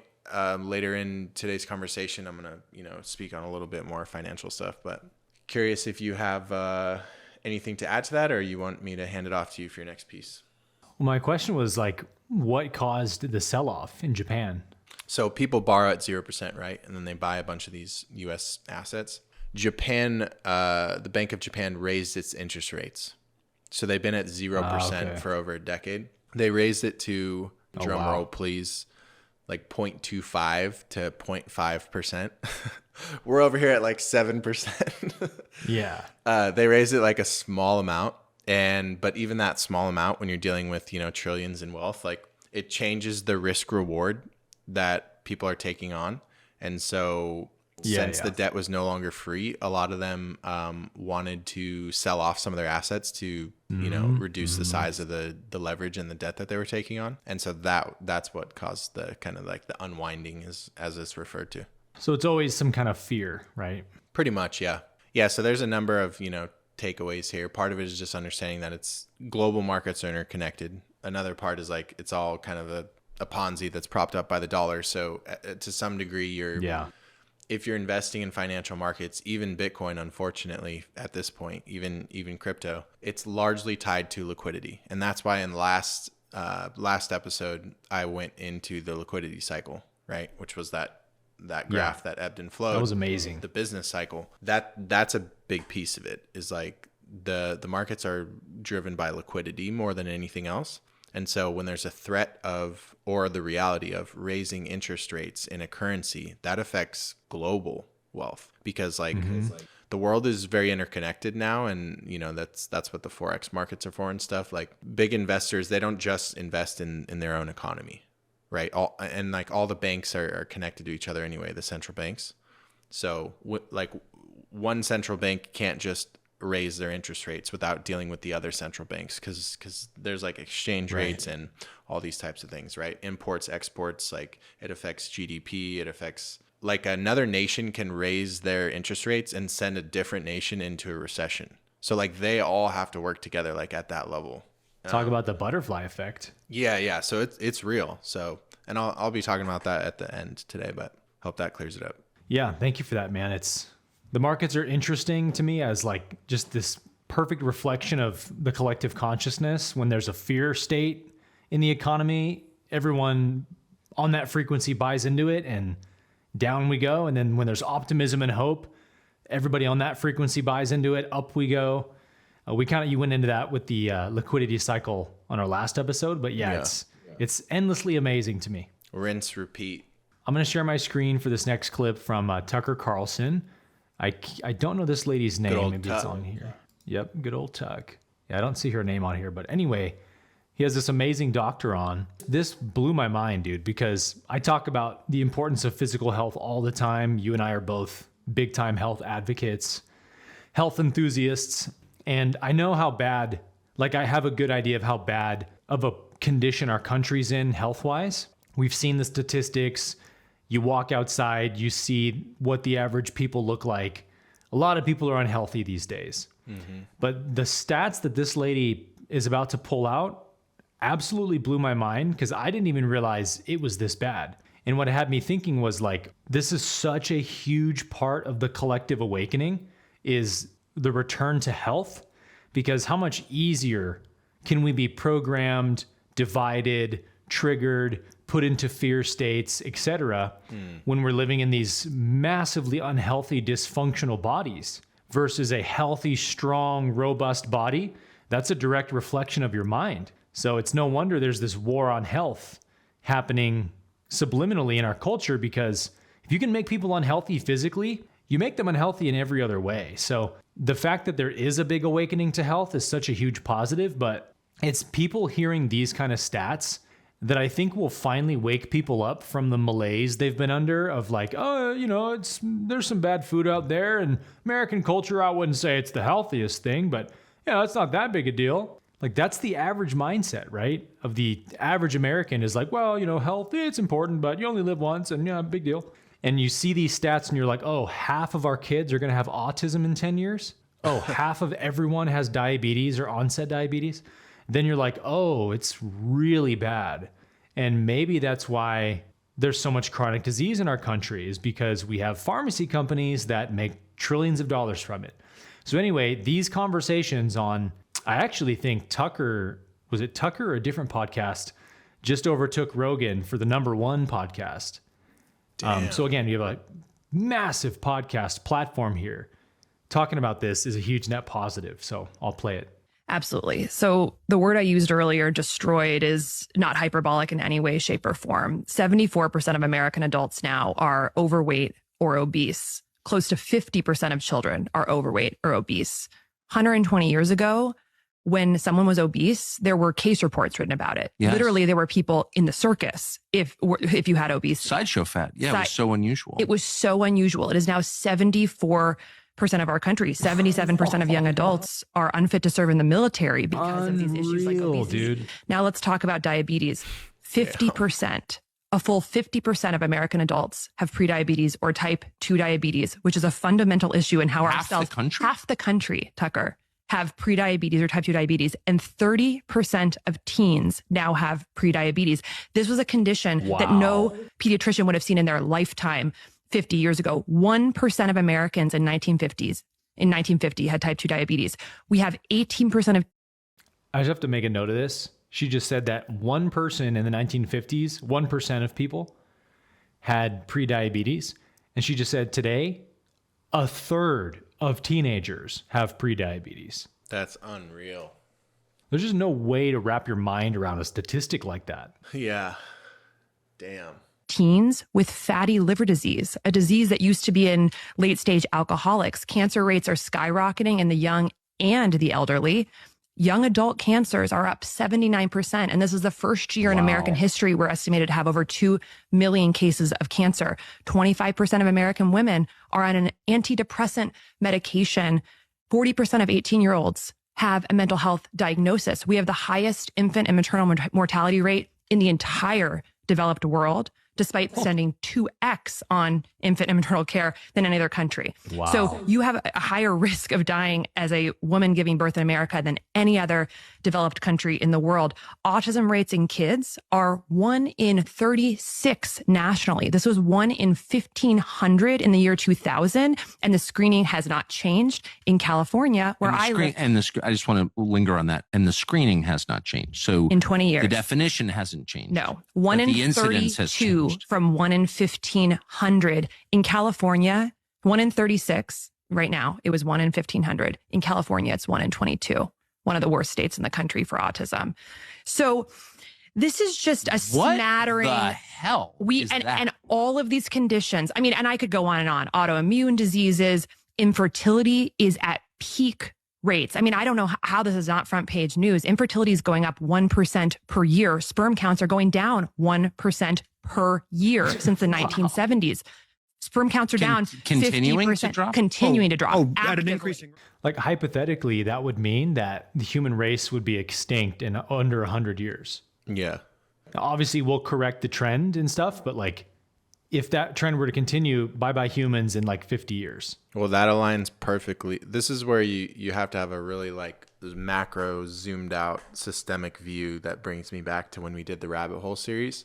And we did that one episode on like the legal system, the education system, the food system, like, because health system. This is one piece of like what's going on, right?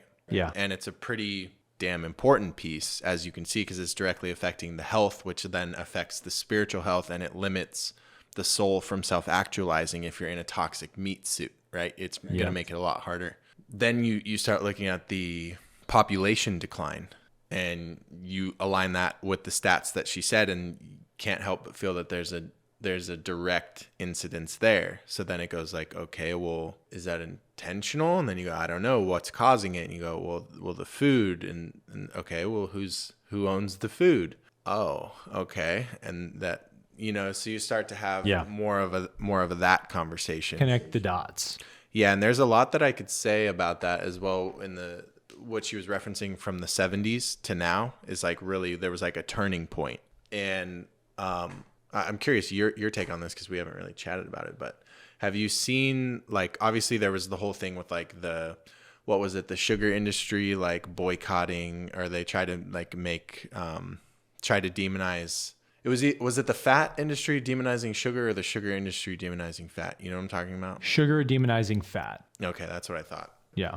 Everything was like, used to be like fat free or low fat, or right? Fat is bad. Right. And so, but then we see like diabetes getting like worse, like a lot of these different things. But from what I've looked into, and I've gone down the rabbit hole fairly deep, a lot of this is pointing to the incidence of like canola oil and seed oils. Have you seen this? Oh yeah. I mean, seed oils might be the number one culprit of health issues in America at this point. Like, I think things sugar would that be people think are caused by, like things like diabetes, that you think like, oh, someone's just slamming Cokes all day. And it's like, they might barely even eat carbs. Yeah.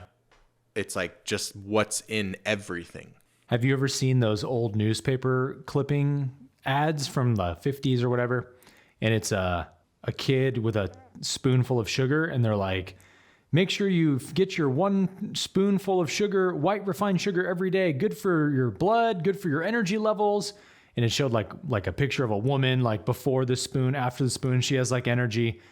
And they were like pushing sugar as like a medicine, like as part of your daily health regimen, a big spoonful of white sugar. Obviously that was probably propaganda back then, although it's possible that those companies didn't know white sugar was so bad for you yet. I think it's likely they did know, but they're like, harmless. We could pass this off as a medication and people will be more privy to buy it, right? But like, it's a slow degeneration, whether it's from the 50s or the 70s, whenever it really began, like vaccines have played a huge part in it. Pharmacy drugs have played a huge part in it. Processed food, seed oils, way too much sugar. Artificial light is also really big.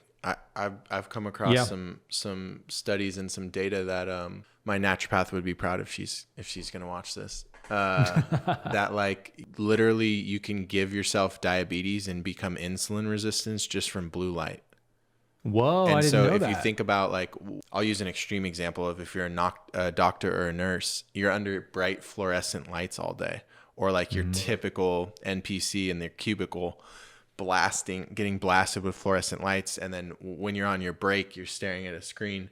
And then when you get off, you're staring at a screen. And then when you get home, you turn on Netflix and all the lights are on, and you don't understand like circadian rhythm, and you don't understand that blue light gets like soaked in not just by your eyes, but in your skin. And, you don't understand things like blue blockers and some of these things you can do to mitigate. But yeah, I thought that was very interesting. So we have to look at this holistically.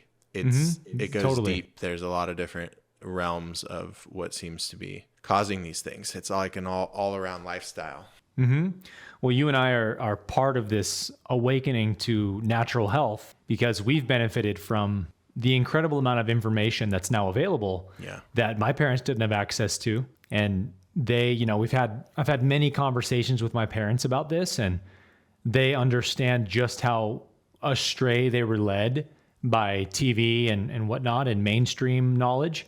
Like they had everything about health wrong. in the 90s. And like I was raised on Pop-Tarts, popsicles, Coca-Cola, cereal with processed Me too, milk. bro. That's all I ate, bro, as a kid. And like, What about thank God Hot my Pockets? brain, Hot Pockets. Like, I don't know how I have a functioning brain, but I'm thankful I do. Yeah. It's another testament, isn't it, to the resiliency of the human body? Oh, yeah. But I mean, we talked about psychedelics earlier as a potential huge catalyst for the awakening of humanity.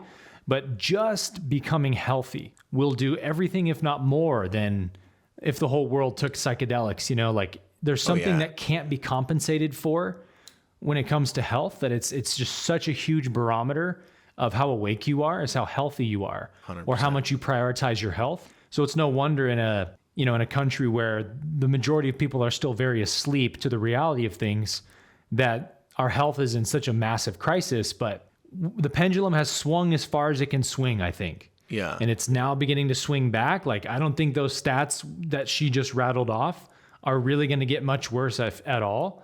They're going to start to improve now because there's so much awareness of them. There's so many people, like we gave birth at home, not in a hospital last week, because we're like, we don't trust hospitals. They do everything wrong. And there's this whole movement of people giving birth at home now, which is the way that humans have done it for thousands of years. Yeah. Because everyone's waking up to the corruption, right? So the fact that these conversations happen, that these statistics are available, are very good things. Because, man, imagine how much less hatred and division and anger and tension there would be in the collective consciousness if everybody was getting great sleep, highly well nourished, getting their sunlight, you know, good resting heart rate, good body composition. Like, if people were healthy, they would be so much happier, and therefore significantly more difficult to propagandize, to fool and deceive, to divide and conquer. I mean, physical health is where it all begins and ends. Yeah. Yeah, I was going to ask you, like, have you ever come across someone in like indirect learnings or any form of master, whether they're alive or not, like a spiritual master, someone who's, I don't even know how to quantify that, but you get what I'm saying, who didn't first purify their body? Like, I can't really think of I don't know of any cases. Do you know of any who are like, food actually doesn't matter, I got here regardless? No, I've never heard a sage say that. My one exception I'm thinking of is Maharaji. Okay. Ram Dass's guru. Yeah. He was known as the old fat man on the blanket, but he lived as a strict ascetic with following hatha yoga for like decades of his life before he became a guru and had disciples and stuff. So like he went down the aesthetic route, and he said like, it was very good, it helped me, but it's not necessary for somebody to starve their body and emaciate themselves and only eat one small meal a day to reach God. It's just it's helpful to have a healthy body for sure. But his thing became feeding people. Food was a form of love for him and the way he would serve others. So like he was always eating and giving food, and he was just a guru who sat around a lot. So like he'd be the closest thing to an exception, but outside of that, like every single spiritual master I've studied at some point will emphasize the extreme importance of purifying the physical body. Yep. Yeah. And that's something that I noticed as well. And ironically, like, I don't know about you, I imagine the same is probably same may be true, but like I didn't get into fitness and health because I was looking to purify my physical body, but it led me to a hell of an awakening. It sure did. You and me both, man. It's like, that's the beautiful thing about it is, and I know so many people who like, whether they did it for a business or not, like who started out as like just wanting to get fit, and then it like takes them on this whole journey that they could have never imagined, right? So regardless of what your intentions are in the beginning and how like shallow or surface level they may be, it's definitely a beautiful starting point. And I'm glad you threw that one into the mix, because we don't talk too much about like the health stuff on this pod. We did on the Rabbit Hole series, but we haven't really talked about it on this show. Which is weird, because we're both like absolute health nuts. All about it.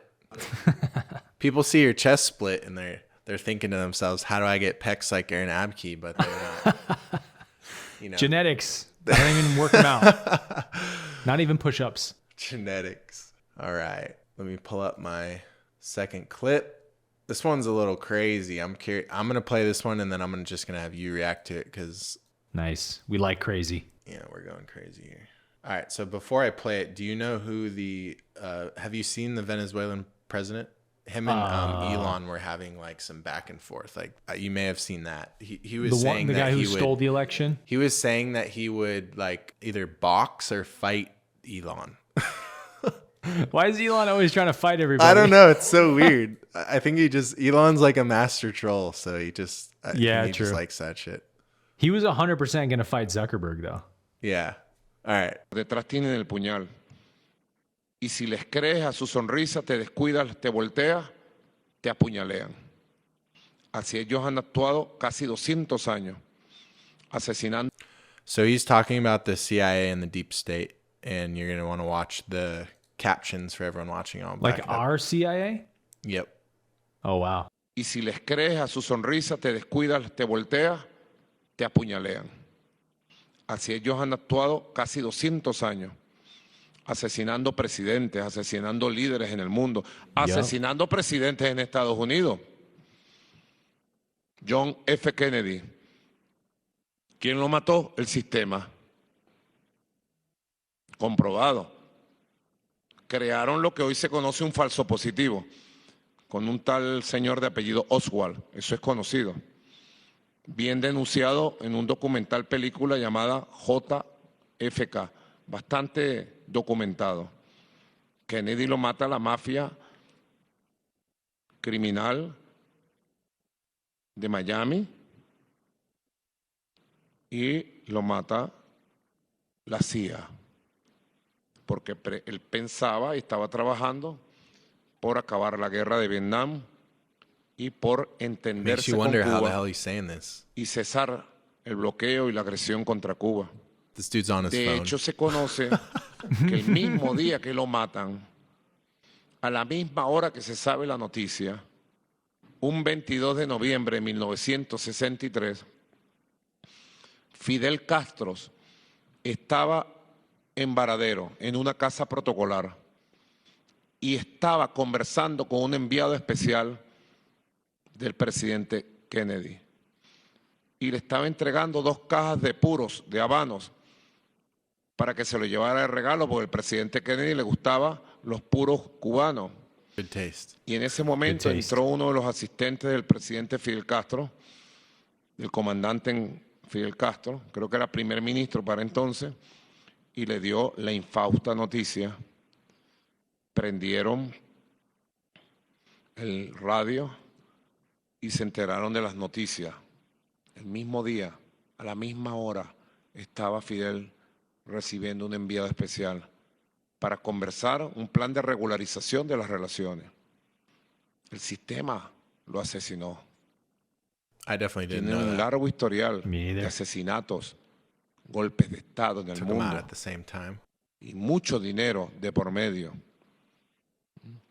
Recientemente condenamos el intento de asesinato del expresidente Donald Trump y hay muchas dudas de quienes protegían a Donald Trump, de que por qué permitieron a ese tirador pararse ahí.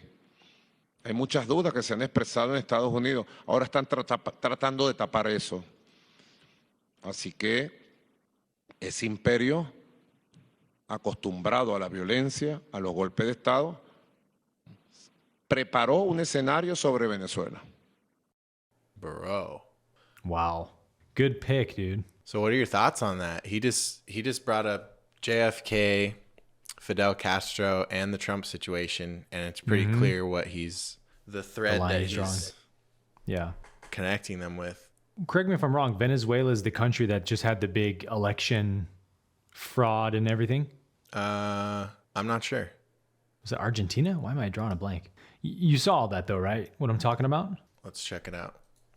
A leader that should have won got kidnapped and all this crazy stuff. Oh, I've heard Rogan talk about this. Yeah, it's wild. That's Venezuela. Yeah, okay.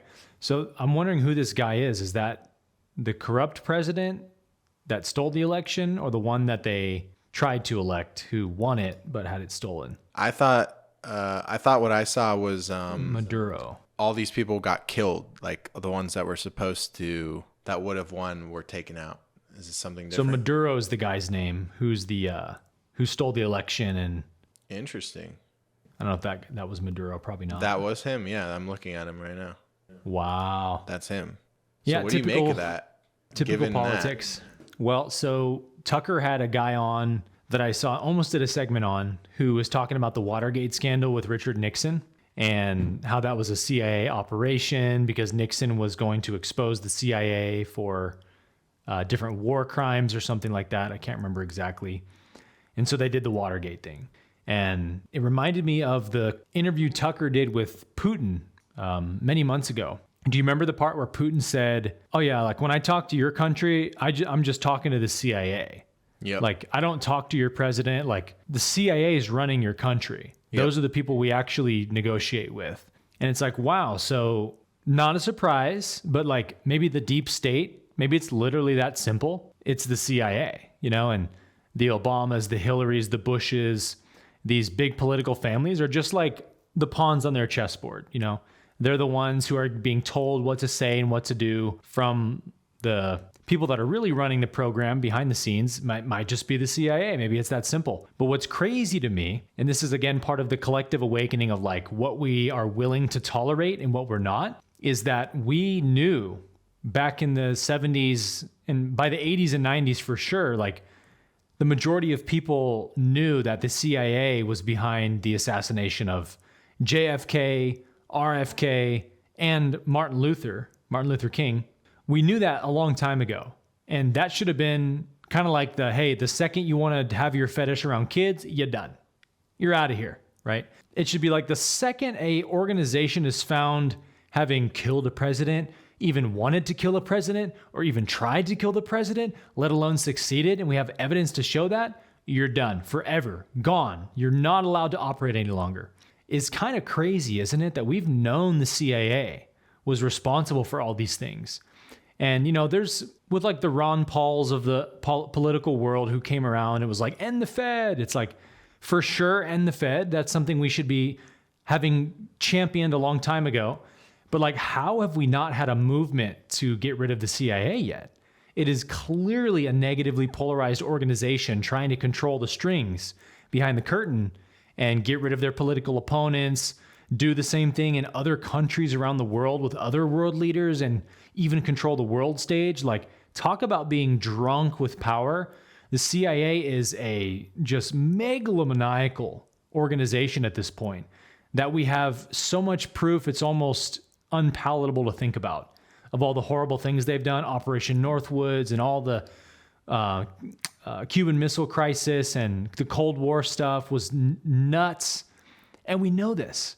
And we don't have people outside the CIA. Like, where's all the angry, like radical left people not protesting the CIA for these things? Like, the CIA is what's behind some of the most racist, what we call systemically racist things in our country. Like, they're the ones who try to stoke the division between sides, whether racially, politically, religiously. It's always the CIA, isn't it? It's crazy.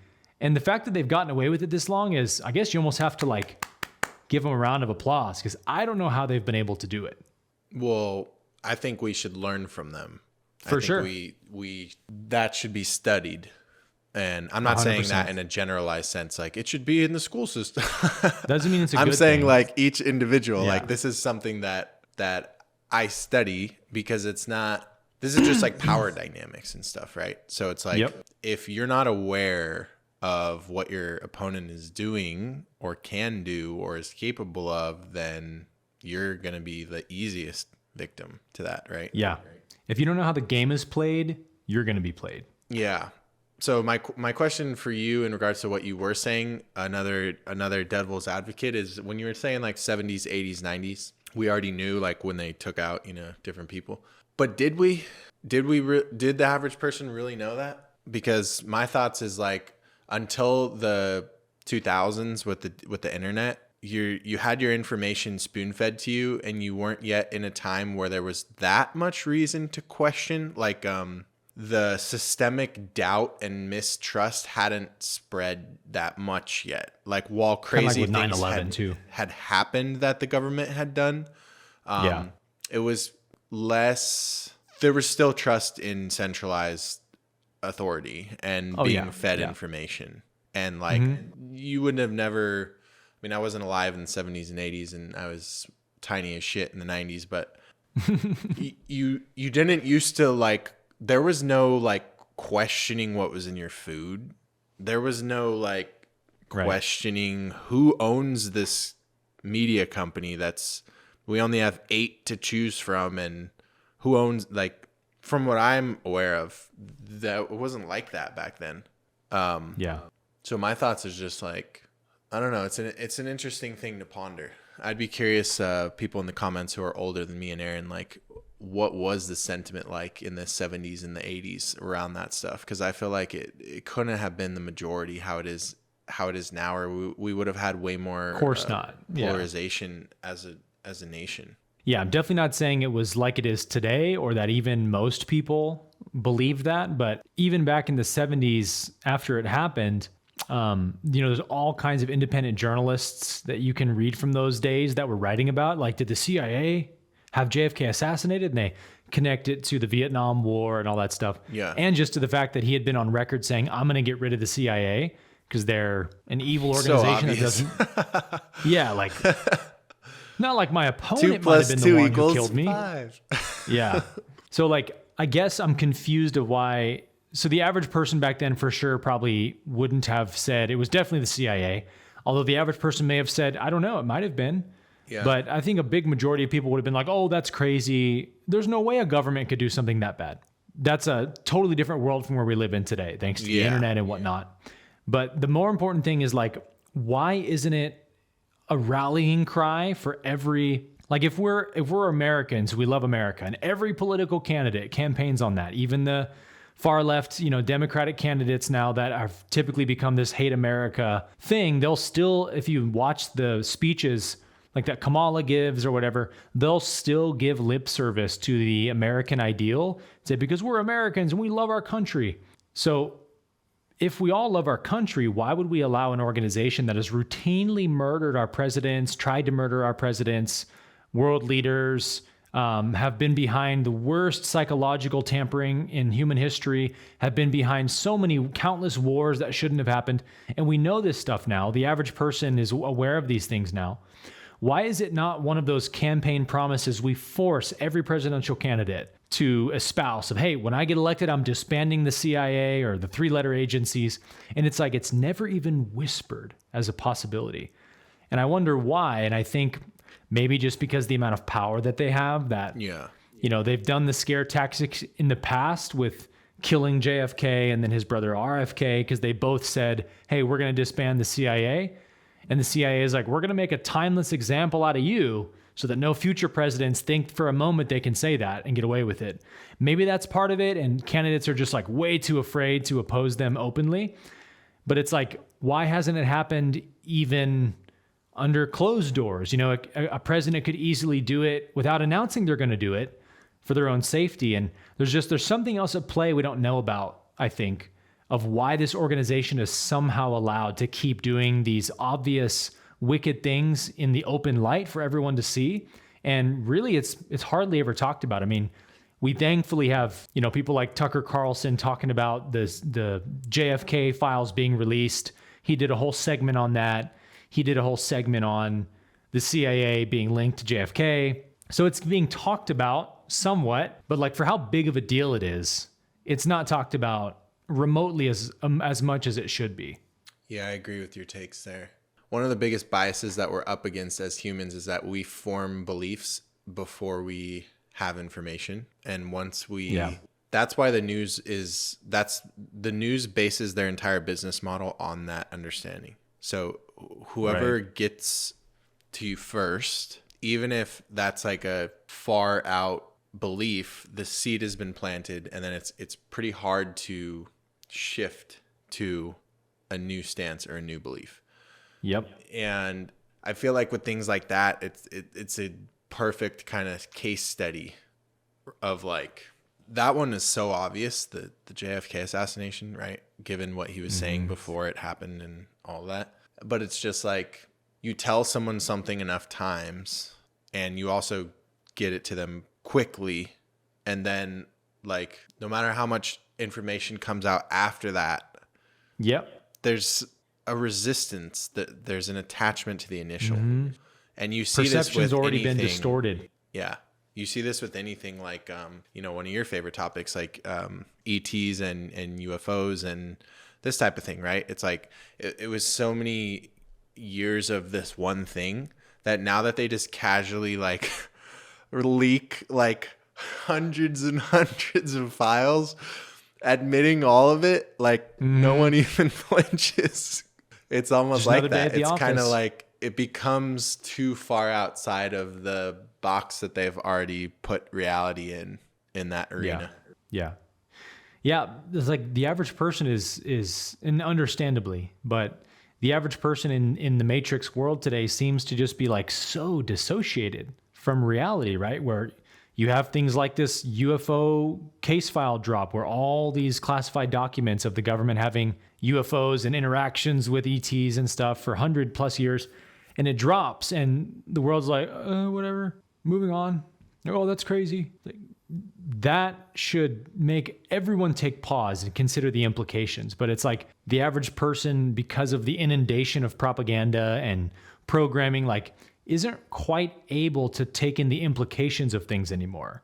It's like there's so many crazy events that happen that it's just this fire hosing of one crazy thing to the next, and we just have to dissociate and kind of numb it all out. And I think that's like the Trump assassination was a great example of that. It's like, hey guys, we just watched what is quite obviously the opponents of Donald Trump, whoever you want to name that to be, the deep state, just tried to assassinate him on live TV, and it got less airtime than Hands Up, Don't Shoot, or whatever other big media thing there was. Like, a presidential assassination is forgotten history already. Like, no one's talking about it.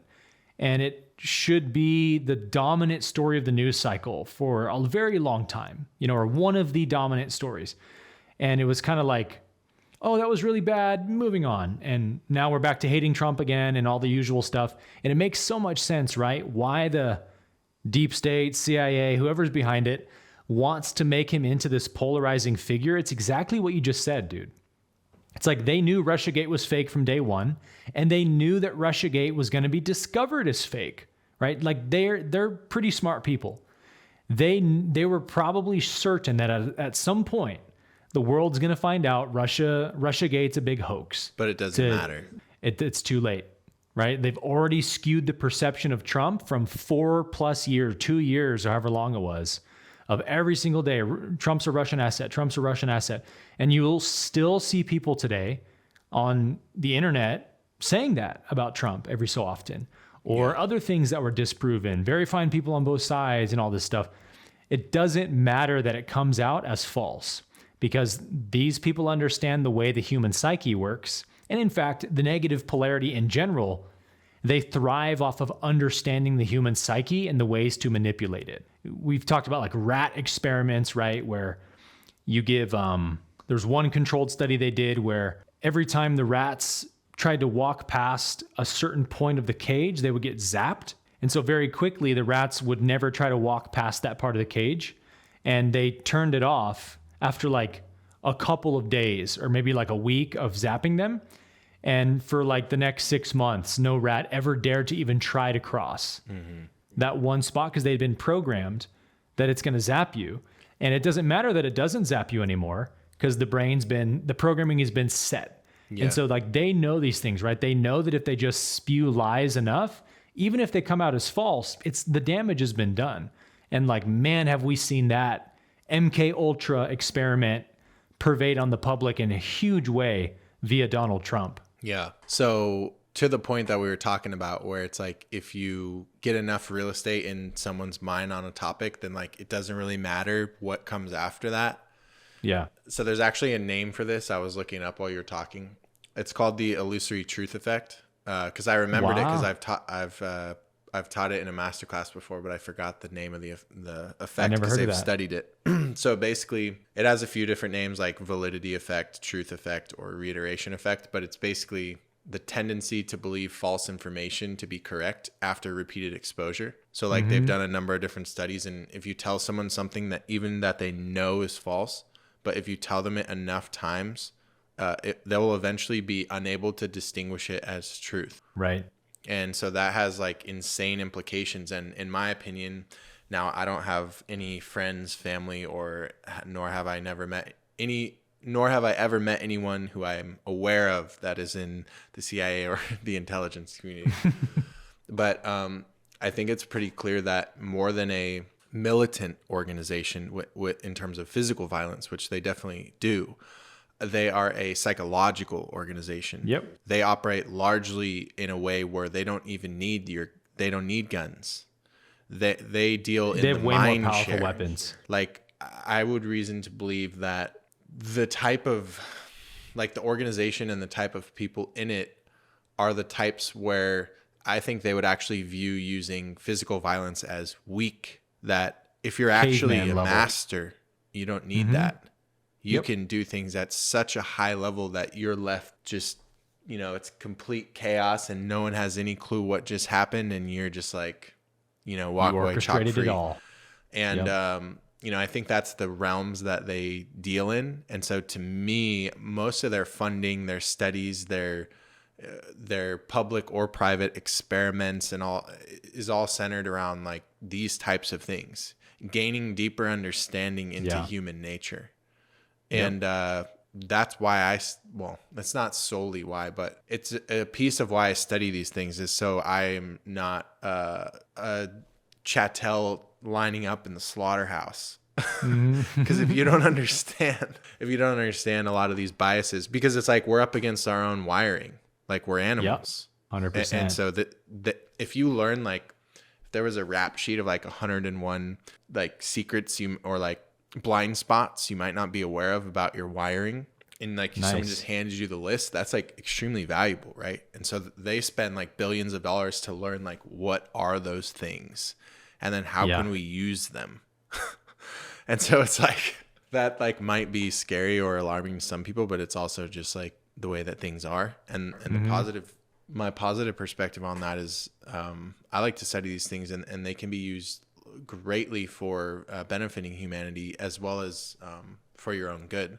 Like when I discovered the illusory truth effect, the first thing I thought about is how I actually manifested the life that I have today. And it was like, well, I told myself misinformation over and over and over. I'm serious. Until I could no longer distinguish it from reality. And guess what, Aaron? I now live a life beyond the one I visualized hundreds and hundreds and hundreds and hundreds of times. And so that was what I, taught in my community in a master class is I kind of set up the teaching before I kind of walked them through my whole journey and how I manifested the life that I now live with understanding like the science. Yep. People like the science, but yeah, I just share that because it's, it's not all doom and gloom. It fascinates me personally. There's a reason, like, for example, the 48 laws of power it's banned from prisons, right? Like if they don't want people understanding the laws of human nature, there's probably like a good amount of power in that. And I think one of the things that we can do as a society to reach a better place that we're already going towards anyway is it's kind of like when you hear Joe Rogan talk about MMA and just like how much martial arts has done for him. And he explains like the most savage dudes I know, when you meet them, are the kindest, chillest dudes. Like they are not the type who want to fight. You know what I mean? They'll destroy you if you start something, but because they have so much training. Yeah. And I view this and what I do basically for a living, what I study, as the same exact thing. It would be, you're much better off to understand all of these things, be very equipped, sharp in terms of understanding human nature and understanding psychology and understanding the subconscious and all these things, and then not using it against other people, than just being ignorant to it all. And I feel like I've we've had another, I'm having like slight deja vu. We've had another discussion, and then I said something similar to this example, and you were bringing up the analogy of being a samurai in a garden or something. Mm-hmm. Do you know what I'm talking about? I do, yeah. What was the quote? It's better to be a warrior in a garden than a gardener in a war. There you go. Textbook it's like a Zen analogy right there. Yeah, totally. And it's true. Like, this is what it means to be wise as serpents, but innocent as doves. It means to imbue our love with wisdom. Because if we just try to be loving without any wisdom, it's a very open access point for the negative to take advantage of. The gullibility of love, let's call it. In really in a very true sense, and this is what I teach in 40U, is that love will bring wisdom. Genuinely embodying love brings wisdom, because it makes you aware of what love is and what love is not, what is loving, what isn't loving, like having children be exposed to any kind of sexualization, not loving to children. So you start to perceive these things intuitively when you embody divine love, so it brings wisdom with it. So love isn't separate from wisdom, but I'm talking about them as if they are, for the sake that we've got to, like you said, kind of learn how the game is being played by the negative polarity. Because look, they're just playing by the same rules we have available to us, right? Universal laws, the power of the mind, law of attraction. They're just using the same principles we use on the light side to polarize to the positive. It's like Star Wars. Yeah, it's the same force, two different polarities. It's a perfect analogy, Star Wars is. So, like, why would we not want to know the tactics the negative polarity is using to enslave the public? Of course we should want to know that, so we can lovingly disengage from them. That's all we have to do. Just like we talked about with the Olympics, we don't need to fight. The negative polarity only has the power they steal from other people. They have to take it from you against your free will somehow, tricking you, deceiving you, manipulating you. They don't have power of themselves that they can come use against you.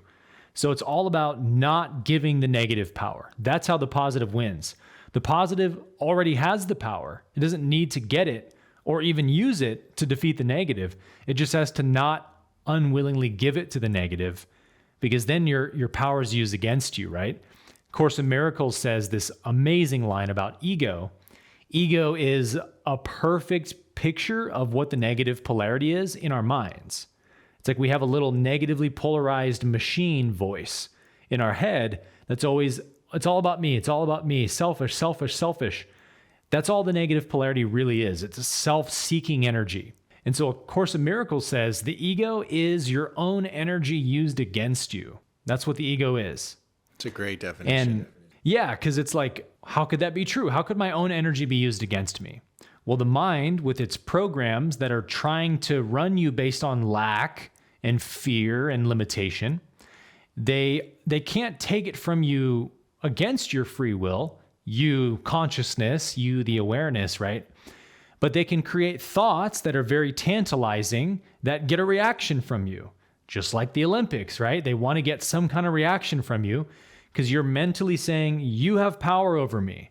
You make me react in a certain way. Therefore, you have the power, not me. And so the ego is siphoning your mental energy because you keep reacting to its thoughts and believing its thoughts and identifying with its thoughts. So the way in any kind of Eastern tradition that we transcend ego is by becoming the observer of the ego, right? We learn to just watch it and not react, even to the dirtiest thought that ever appears in your mind. Don't even say, I can't believe I just thought that. Don't even say that. Just let everything be like a passing cloud. There goes another one, and it's gone. And if we can learn to do that collectively with the negative energies being thrown at us, that's how we cut off the siphon that the negative polarity has on the collective right now. It's because they know how to use these mental tricks and tactics that the CIA has spent billions of dollars of our tax money funding to learn how to do. They use these tactics to get the better of the populace. And that whole thing comes to an end, a flat line, when the populace wakes up to those tricks and stops feeding into them. So that begins with you and I, bro, on this show right now, like at least beginning to have this conversation of, hey, in our society today, this is an inconvenient truth, but it's just the way the society is. Basically everything, even from marketing of an iPhone or some product, like everything is a mind control tactic. That's marketing 101. The government's doing it, corporations are doing it, the military industrial complex does it, the healthcare system does it. Your mind is being pulled upon by psychic forces of people that study the laws of the mind. So like you said, if you're not aware of those blind spots, you're a puppet on strings, dude. You're getting played all the time and you don't even know it. So it's no wonder you're so angry about everything. It's no wonder you're so easily triggered. Like, part of us can sense that our free will is being taken from us and not honored like we want it to be. And so there's got to be some outrage over that. So like, waking up to these tactics is a big part of our mission, I think, as light bringers to planet Earth, is we got to understand the game that's being played and play by the same rules, but for the light side. That's all it is. Very well said. Yeah, and it also really helps to not have that reaction come out of you.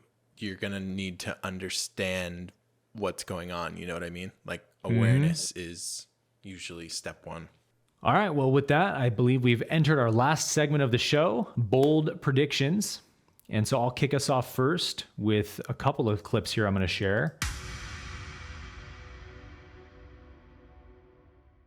Did you see this? I did. I sent it to my community. Crazy. Yeah, bro. So for those of you who don't know, this is completely fake. This is an AI generated video of a fake woman that doesn't exist. There's no audio to this one, I don't think. No, there's not. No. But if we scroll down, this one's a little more obvious. It's my mood. Look how nice it looks out today. So sunny. My brother has some friends coming over later today, so he set up a couple games for them. This is one of my first times using. The lips are creepy. They're like... Yeah, the mouth is pretty... They like morph around. Looking. But it's like, once you solve this problem, everything else is locked in. Oh, yeah.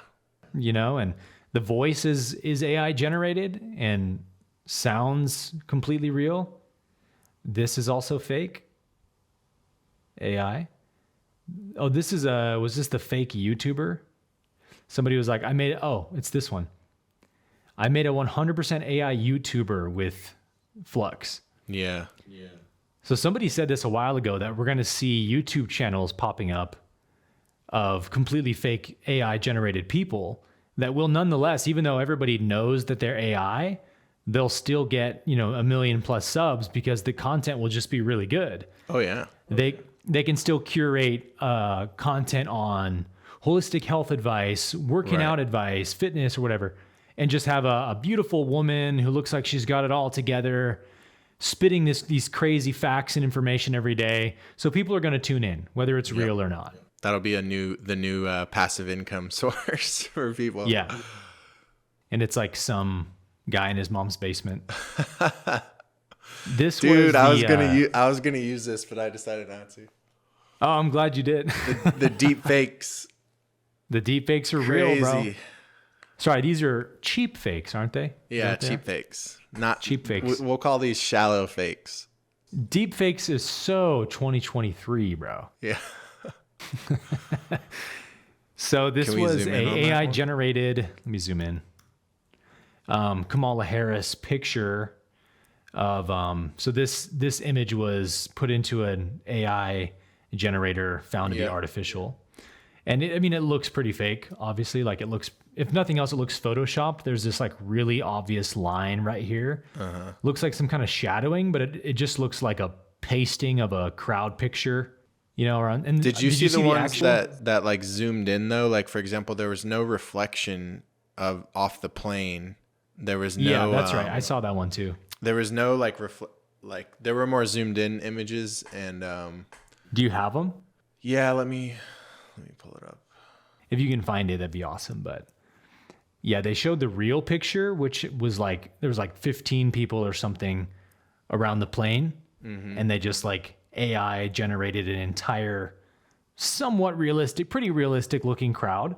I think this would maybe fool most people. I don't know. Maybe I'm wrong. But like, we're already seeing AI being used in major political campaigns. Yeah. That's pretty wild. Super fake AI. Someone said, just look at the hands and you see like, look at this person has 3 fingers. This hand looks really messed up. This person's grabbing their iPhone with like their fist. like this, like monkey paw, which nobody does. So yeah, I mean, there's gives and tells, of course. But then this image, I found it. Did you find it? Yeah. Okay. So this was a totally different one from you, but look, so like there should be like reflections of all these people, and it's like no sort of, you're basically not seeing any people, if that makes sense. Yep. I didn't mean to click on that. Oh, same with the jet engine on the right. But yeah. So look at zoom in on the jet engine. On the right? Yeah.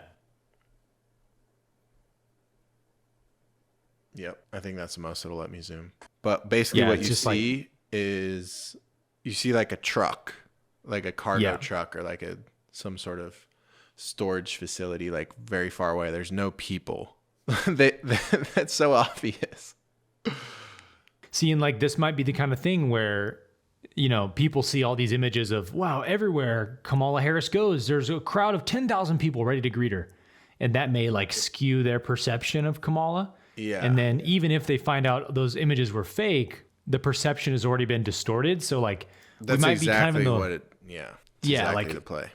We're sort of in this weird Wild West period of AI where there's not really consequences being enforced for using it. Like this is Kamala Harris's campaign creating these fake images.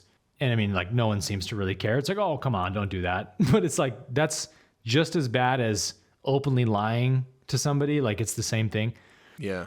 But because there's no regulating body or whatever, it's kind of like people can get away with whatever they want. I saw this tweet from Elon who said, how will we ever know what's real? I mean, this obviously looks crazy real, but it's still clearly CGI. But the point is like, we're here right now. What's 5 years from now look like? Oh, yeah. We're probably not that far from it being indistinguishable. No. This is some other stuff. Not very far at all. Yeah, so I brought this up as a bold prediction because, you know, there's a light side to everything, right? And what the negative polarity uses for evil, the positive uses for good, the thing itself is always neutral. Same with AI. I think AI is bringing a huge challenge and catalyst to humanity. In the same way we talked about moving from like simple animal consciousness to self-human consciousness. Yep.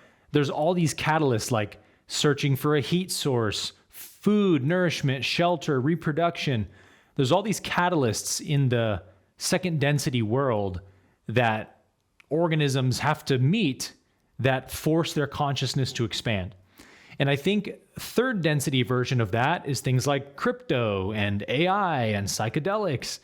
These are also catalysts that force the human mind to adapt and to evolve because they create problems and or they expose problems.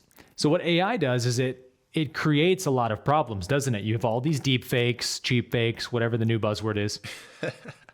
And it's like, how do we know what's true anymore? As per Elon's quote, how will we even know what's true? We could have a fake presidential candidate one day and not even know this person's made up. Well, I think the reason that that's a good thing in the long run is because it forces humanity to stop outsourcing everything to others, to experts, to the Google search engine, or even to just the opinions of other people.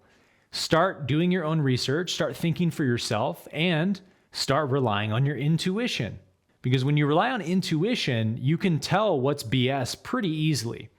And the only reason most people are fooled by pictures like that one with the big fake crowd is because they're not practiced at following their intuition. They tend to just believe what their eyes tell them they're seeing, what their opinions of culture tell them they're seeing, whatever, what the expert tells them they're seeing, and they don't take it any further than that. And that's what got us into the whole COVID mess and all the other stuff, is people just marching in lockstep to the ideas that get trotted out by the emperors, right? Believe this, believe the new thing. Here's the next cause. Black square in the bio, Ukraine flag in the bio. Do it. It's the next thing. And almost nobody researches like, what is the war in Ukraine all about? Let's do a deep dive before I throw that Ukraine flag in my bio. Let me look into this. Well, if everything's fake all of a sudden, because it's all AI generated and nobody knows what to believe anymore, Now there's literally no option to listen to what the mainstream says. There's Great literally point. no option to just believe what your eyes see, because you know that most things are fake now. So now you have to do a lot of research on your own. You've got to trust your intuition a lot more. And this is the way that psychic abilities evolve, is any energy center of the 7 energy centers, really the first 6 from the third eye to the root. You increase them and you expand them by putting a demand on them. So if you want to develop psychic abilities of the third eye, you got to do things that put a demand on the third eye to awaken. So putting a demand on your intuition, for example, would cause the third eye to start awakening. Psychic perception, telepathy, etc. So if AI makes this world where everything's fake all of a sudden, now humans have to rely on a deeper source of intelligence to know what's true and what's real. And we already do have that catalyst, because we already know everything's already fake. It may not be AI fake, but the news person's reading a fake script about a fake story. We know it's all rehearsed at this point. It's all theater. So most of us are already doing this, who are part of the Great Awakening of humanity. But we've just begun to crack the surface of how important this is going to become. It's like, if you think it's all fake now, just wait to see what world we're going to be living in 10 years' time, 20 years' time. With the technology that's going to be available, anything can be faked. And number one, that might also bring down the hyperbolic nature of the news. When nobody knows if it's true or not anymore, at least there may not be some crazy, huge negative reaction in the public, because everyone's like, well, I got to do my 1 hour of research to find out if this is true. Yeah. But that would be a very good thing in the long run, because it takes away the ability of the negative polarity to create reactions in everyone, because they just believe everything they see. Now people are not believing what they see. And then secondly, it makes people have to do their own research and rely on themselves to know what's true, whether that's their own research or what their intuition is saying. Both of those things have been a big part of what was sorely lacking during the 2020 pandemic, and before that and since then. Every psyop that happens is largely predicated on people not thinking for themselves, believing what the headline says, and not doing their own research. So I think AI is going to provide a big catalyst for humanity to not have those options anymore, which is a good thing. Wow. Yeah, that's another great example of, for whether it's the doom and gloomers that we're talking about, or the creators, the they that people want to throw around. There's first order consequences to things that are pretty easy to measure and directly observable, but then there's downstream effects that are often very complex and hard to calculate, right? Like when you do a psychological experiment on an entire nation and, insert blank of the many that have been done, it's easy to tell, at first, how will they react? But it's not easy to tell 10 years later, how will that have shifted society? That's an example of what I mean. So with this, it's like AI, we obviously hear the negatives and the hesitancy, especially from our communities. But what you're describing is more of a downstream, more of a second or third order effect of, okay, so we do head in that direction where literally you can't tell real from fake. That's another example of kind of like when I was talking about the internet or other things, like it kind of backfires, right? If there is a they and they are trying to have this, metaverse utopia world or dystopia world, then all of a sudden, you're right, there would be the centralized feed of information, even if it's no longer centralized, just the being fed information from an external would kind of lose its grip, because there would be a sense of how do I know any of it's real? So then what do you do then? It's like, there's only a few options, right? You're either going to be nihilistic, consume nothing, or detach from society, right? Go against all your animal instincts, or you're going to access a different kind of wisdom. Yeah. And that's internal. So that's a great take. These are just spiritual principles, man. It's the nature of an illusion to be discarded once it's recognized. Yeah. The starving man in the desert running for the pool of water he sees over the next sand dune. He stops the moment he realizes that it's not a lake. The moment he realizes he's looking at an illusion, done. And so that's another one of the big things the negative polarity has working against them is they have to constantly keep these illusions going. They have to make it seem real. And we've already watched the Great Awakening happen since 2020 really woke people up. And a massive part of humanity woke up from the illusion.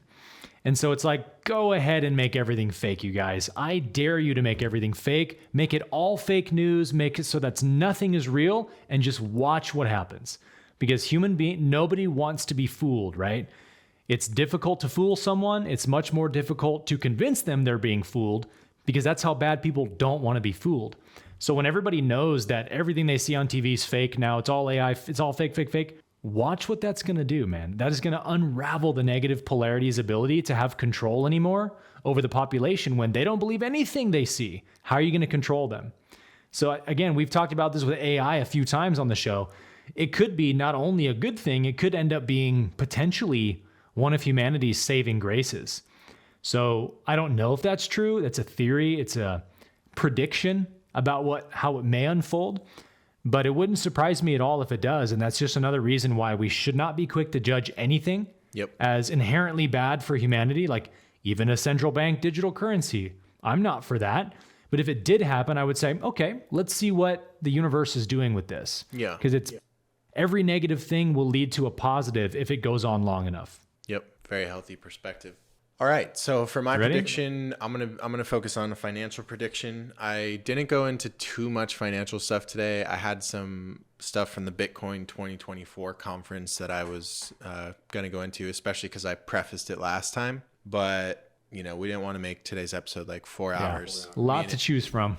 Me and Aaron are both sleep deprived, and I wanted to get to some other topics. So I'll go into some other cool stuff in the future, but I wanted to give some value in my prediction, before we close out. So my students will be aware of what I'm about to talk about, but, the public won't. So you're welcome. My prediction for today is that we're going to see something fairly major break in the economy in the next roughly 3 months. For context, the market already has priced in about 80% odds that the Fed is going to cut anywhere from 25 to 50 basis points, aka 0.25 to 0.5% reduction in the interest rates. Oh wow! At the FOMC meeting in September, and for those that have their head in the sand or up their ass, just kidding. For those that have their head in the sand. Which is some people, let's be honest. The reason that matters is because ever since they printed 40% of our money supply and cut rates, right, for an extended period of time after 2020, then we went through this, multiple years of slowly hiking rates. And then once it hit its peak, we've just sat there.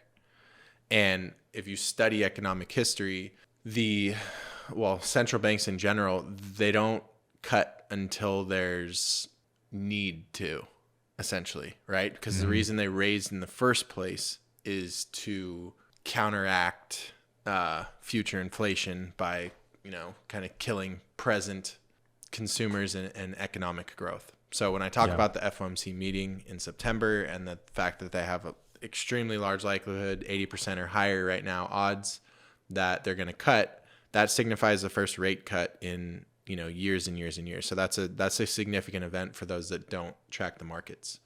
And that's the same percentage they cut in Japan, right? That caused a huge sell-off. Correct. 0.25. But the other way, they raised interest rates in Japan. They're going to lower them here. Okay. Yeah. So typically, if a central bank is raising interest rates, that's to counteract inflation. Like there has been inflation present and they're trying to fix it, quote unquote. And then if they're lowering interest rates, typically, then that's them saying, okay, inflation is taking care of itself. It has corrected and we can lower things now and make things easier on the day-to-day life of the average person. Makes sense. So that's all fine and dandy. But here's the thing. The Fed historically moves extremely slow. They don't intervene typically until there's some form of crisis. And just for anyone who wants to look deeper into what I'm talking about, the Federal Reserve Bank operates off of lagging indicators, things like CPI, PPI, unemployment rates. These are snapshot metrics that give you an idea of what decisions we made 6 months ago, 12 months ago, 18 months ago. But they're kind of touted as if they give us an accurate depiction of where we're at today. That's, the easiest way that I would summarize a lagging indicator. The issue with that is that when the creators of our monetary system and our literal our money and our interest rates and our banking systems and all that are operating off of old, slow metrics, the risk that you run is that it's like they're using a rear view mirror to prepare us for the future, right? Yeah. And so they're not going to see that we've already hit the mark until it's in our rear view mirror. And they're not going to bring things down, if you will, until it's a little too late. And the risk that you run then is that we enter into an actual, serious recession, depression. So that's not what I'm predicting. I'm just explaining a little bit because, most people don't track the economy like I do. So we teach our students to operate off of leading indicators that actually allow you to front run and have an idea of where things are headed rather than where things have been. That's something that I consider to be a smarter approach, but nonetheless, it's widely accepted that the Federal Reserve has and probably always will go off of lagging indicators. So that's just, the way that the world works thus far. Interesting. So back to my prediction about something breaking. It might be unemployment, which is a lagging indicator. It might be an unexpected black swan event. It always could be that, ask the truthers. It might be the residential housing bubble. There's a number of different things that it could be, right? But I'm not going to speak to what it will be. I'm not trying to claim, I have some crystal ball. I'm speaking from a lens of economic history and, studying trends, patterns, cycles. And if economic history is any indicator, then we're going to need to see something break in the economy for the Federal Reserve to pivot and notably lower interest rates, as well as expand the money supply again, aka turn on the money printer. Now, here's the kicker. When I say that, you might be asking yourself, what incentive do they have to expand the money supply again? Isn't that going to be, pretty damn risky after they just expanded our money supply 40% in 18 months during the lockdowns? Good questions. Here's the thing. We're facing a declining population. We're facing a declining labor and workforce participation rates. We've had massive layoffs the last 2 to 3 years, not just because of the recession, but because of the shift to AI and companies cutting their human workforce. That's only going to accelerate. And then we're in a recessionary and high inflation economic landscape where less people are saving and spending money in various sectors of the economy. So you have all that as a landscape, but here's the issue at the same time. The central banks need to grow their country's GDP. So if you think of a country as a business, wink, wink, and a business has revenue and it has expenses, right? Some of that might be debt, whatever it may be. A country has GDP and then it has debt. That's just put it at a super simple level. So GDP is a country's revenue, and then debt is, think of it as its expenses that it has to pay back. So the central banks need to grow their country's GDP, right? If they're the CEO, they need to grow the revenue to attempt to keep up with inflation. Otherwise, they can't service their country's debt over time. What does service their debt over time mean? It means that they can't pay the interest payments, just the interest payments on the debt, right? So imagine if you were running a company and you weren't even making enough revenue or cash flow monthly to pay off the interest on the debt that you had taken out to start the business. That's the United States, okay? Yeah, wow. So what can they do? Well, Aaron, they can expand the money supply. They can print more. Do more what they've been doing. So it's kind of like this. Have you ever done a balance transfer on a credit card? Uh-huh. So it's like, let's say you got a credit card 0% for 12 months and you know, max it out or whatever, you make payments, and then the 0% offer is about to run out. Well, just get a balance transfer offer. You get a new 0% card for 15 months. You just pay a 2.99% fee and you get to move the debt over. So you paid your old debt with your new debt, right? Mm-hmm. Hopefully you guys are following in the audience. It's a common thing to do balance transfers. This is what the United States is a master at and is going to likely need to do. So we're seeing this in the global liquidity cycle that I showed you guys last cycle. A big part of what drives the expansion phase, which was like after you bottom out and it turns back up, right? A big part of what drives those expansion phases in the business cycle is liquidity expansion. And so while many are calling for a recession or a depression here, or saying that we're in a tech bubble, you know, we have those thoughts of like, is this an AI bubble that's similar to the dot-com bubble? Then we have conversations about the housing bubble. Then we have conversations about our country's debt bubble, right? We have 130% debt to GDP as a nation. So what that would mean, Aaron, is you're making $10K a month in revenue in your business, and your expenses are $13K every month. You go out of business pretty quick, right? Mm-hmm. Well, because you could keep borrowing money, but eventually you're not able to pay the lenders back. Well, that's where the United States is at right now. And so let me weave all of that together. What I just walked through is kind of like some necessary context for my overall predictions, which is that something needs to break in the economy because the Fed needs to print. Why do they need to print? It's not necessarily because me and you need it, right? The stimulus checks, people loved them until they realized what they were actually signing up for, right? You didn't need those. They were helpful for some people, but the printing isn't for us.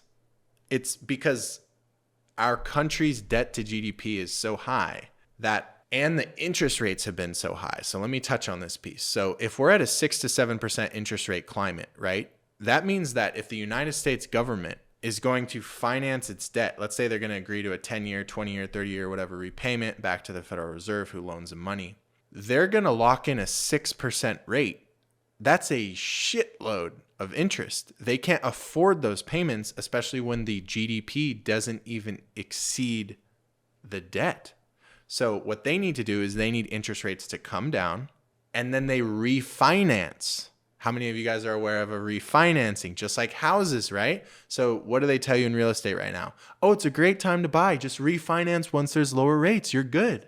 Lock in a 6%. It's fine. You can refinance when it's down at 2%, right?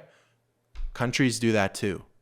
So they're trying to refinance their debt at, let's say, 2% instead of 6%, which when you're talking about trillions, Aaron, is an ass load of money.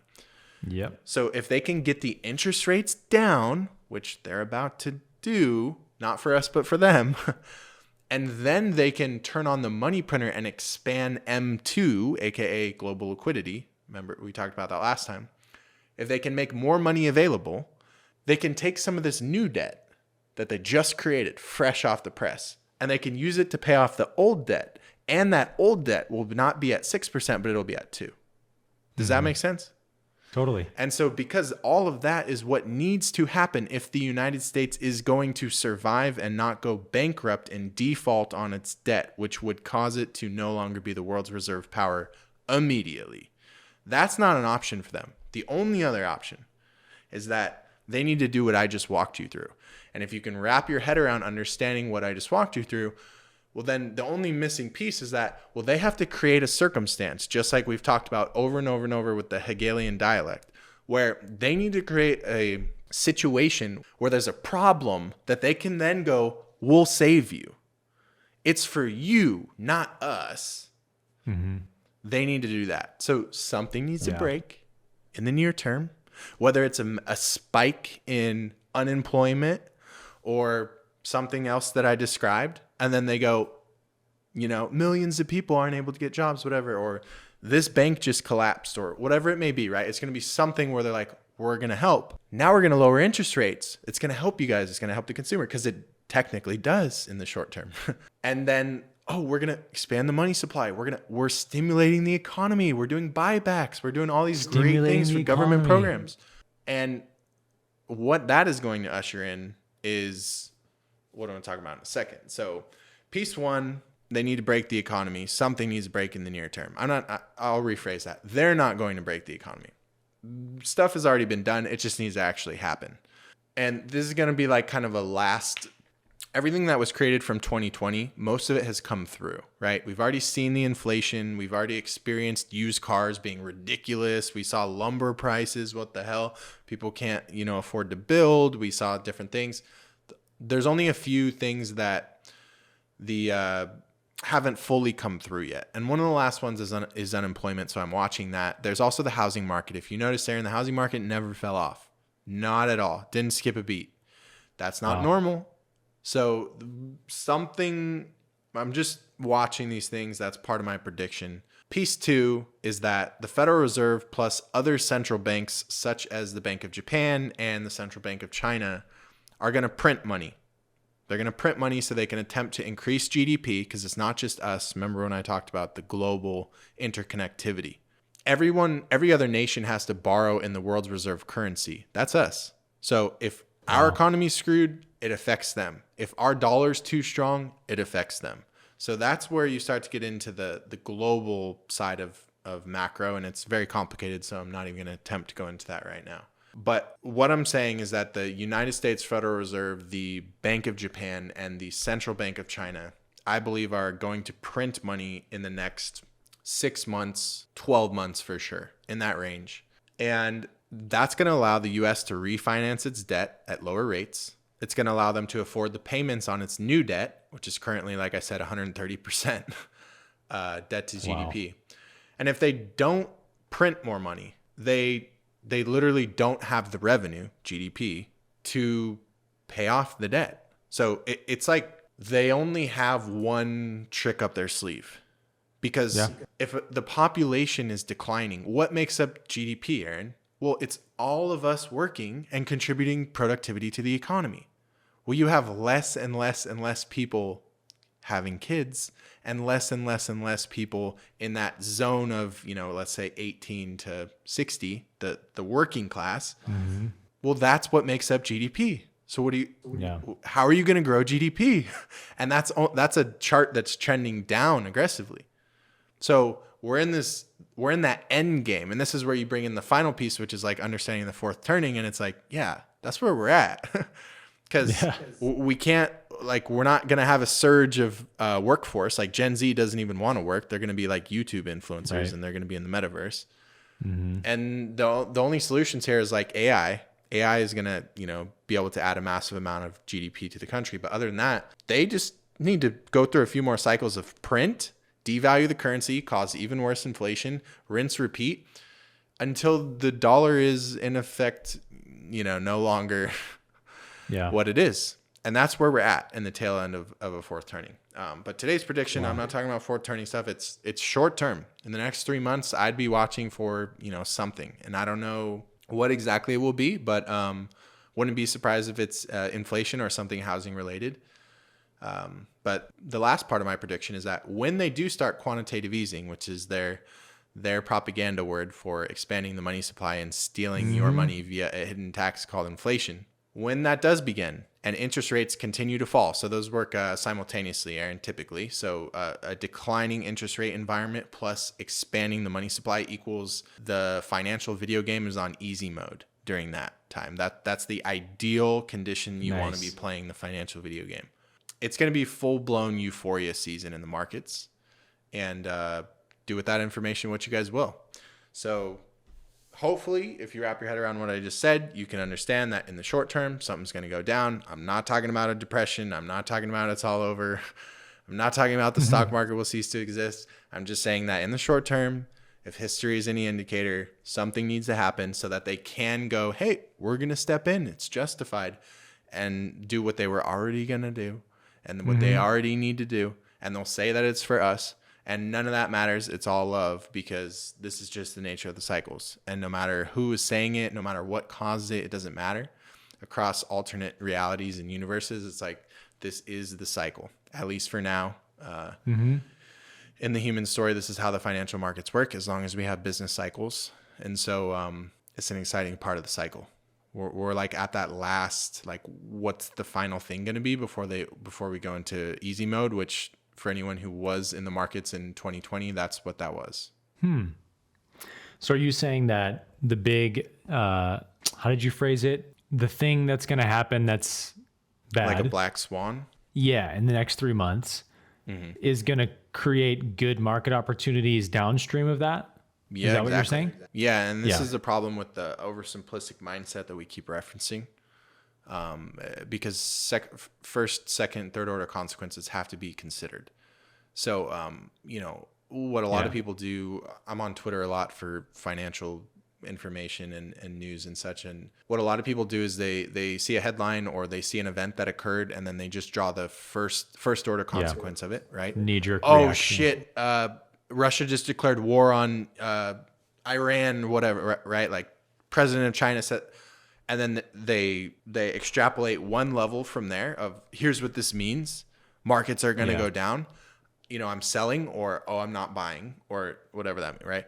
That's like very almost like I'll just call it like an immature approach. There are levels deeper from that, right? And so when you're looking at macro, which is looking at like a global landscape, you're looking at the economy, but you're also looking at financial markets. You're also looking at interest rates. You're looking at money. It's a lot puzzle pieces. You can't do that because there is no surface level explanation. You have to actually see how all the pieces connect and such. And so what I was explaining is that historically, when you've been in a recession, which we were in, and some could argue we are, and it depends what metrics you look at, but largely I would say we're not in a recession. We've come out of one. I talked about that, right? Like we bottomed a while ago. Yeah. And so like the markets, like the S&P's like touching all-time highs, Bitcoin's in a healthy spot. People are freaking out because it's only at 60K, and it's like, that's a very healthy area. Yeah. So when you come out of a recession or a depression, interest rates remain high until inflation is at the Fed's 2% per year benchmark. They respond late, like I said, a lot, and that can cause its own issues. But what I think is going to happen here is that they need some sign to go, yo, this is, things are breaking. They need justification. We're going to step in now. And when they do that, there's typically a swift sell-off in the markets. Swift meaning short-lived, but intense. Similar, exactly like that day that with the Nikkei and the Japanese yen. It was the third most intense spike in the VIX, the volatility index, that only spikes when there's like crisis and recessions. It was the third most highest spike in history. Wow. And it was just this random Japanese yen untrade. Like the other two were like the Great Depression in 2008. Like, like it was at that level of like freak out, but for a day, for 2 days. You know what I mean? So that's what capitulation feels like, which is the technical term. There's usually capitulation when the Fed pivots finally, which you would think when they finally lower rates, the market would boom, right? Because they're anticipating what I just talked about. But actually, usually the reason they pivot is because of weakness, is because something's breaking in the economy. And when they pivot, meaning lower rates, because something's breaking in the economy, then actually there tends to be a little bit of a downtrend, which I would argue, none of this is financial advice, but I would call that a buying opportunity. And that's, once again, this is a very short time frame I'm talking about. And then in the mid time frame, reference our last video, that is my thesis of what's about to occur the next 12 to 18 months. And that's what I was speaking to. So it's like, yes, think about COVID. It was, I don't know if you were in the markets at all, but like if you looked back, I'm sure you've looked back at some point. If you look at the charts in March, it was this insane sell-off. And then we hit a bottom very quick. And then the markets almost did, up only for 12 to 18 months after that. Wow. And that was because the crisis... That's when crypto went off too. Yeah, the crisis had just been the bottom of the charts, whether you're looking at the S&P or Bitcoin or whatever. It was not when, all of a sudden the numbers are going down. Remember every week it was like the numbers, the cases, like they're growing, they're growing. More lockdowns. No. it was like we were still just discovering like that it had come from this lab. Like it was brand new, but we had already hit a bottom. Why? Because the markets anticipate things 6 to 9 months in advance. Yeah. And so we bottomed because the markets knew what I'm explaining here is that once something like that happens, they have one option, print. So they're front running that. And that's what I'm explaining. So when some crazy shit happens the next few months, and once again, it's not 100%. I'm not pulling an Alex Jones here. The globalists are going to defeat you.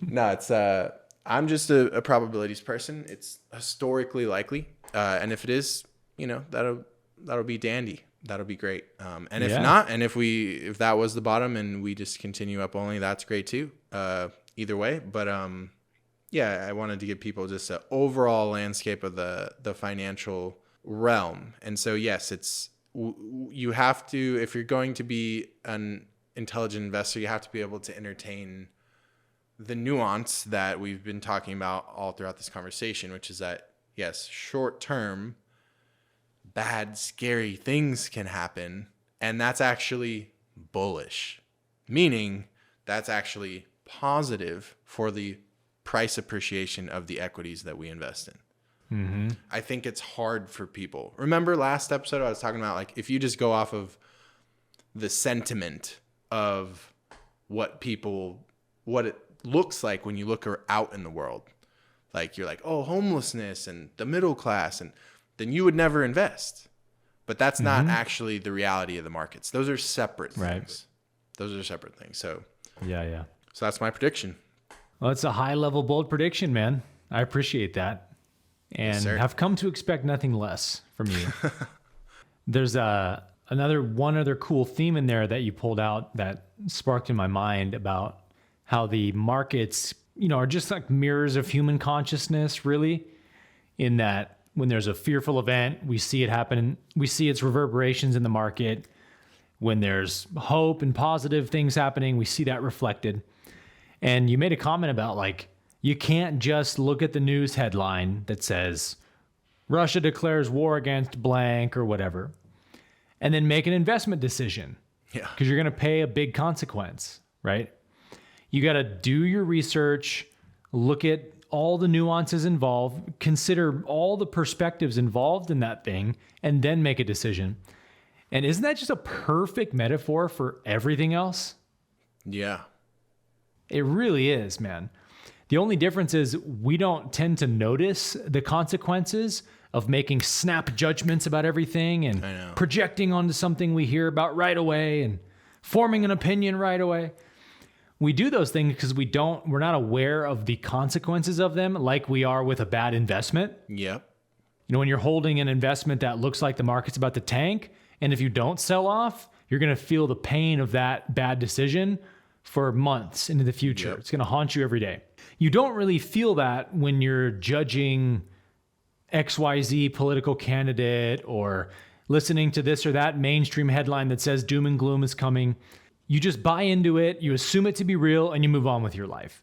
But those bad investments mentally are adding up in your kind of mental stock market, right? And if you just keep making bad investments because you never consider all the perspectives involved, when you rush to a conclusion about everything, that's what has caused all the Trump hysteria and all the division and polarization in our world, as people rush to an opinion so quick of, oh, they said that Trump said this, I believe it, I'm angry. Oh, they said Biden did this thing, I believe it, I'm angry.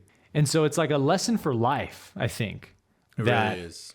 Everything is way more complicated than you realize. Yeah. Every single thing. There's no event in the universe that's like simple, has no other nuances involved. Like everything's connected to everything else. Yeah. So everything that happens has multiple perspectives you can and should look at it from to get a full, well-rounded picture of what you're even dealing with here, what the implications of it may be.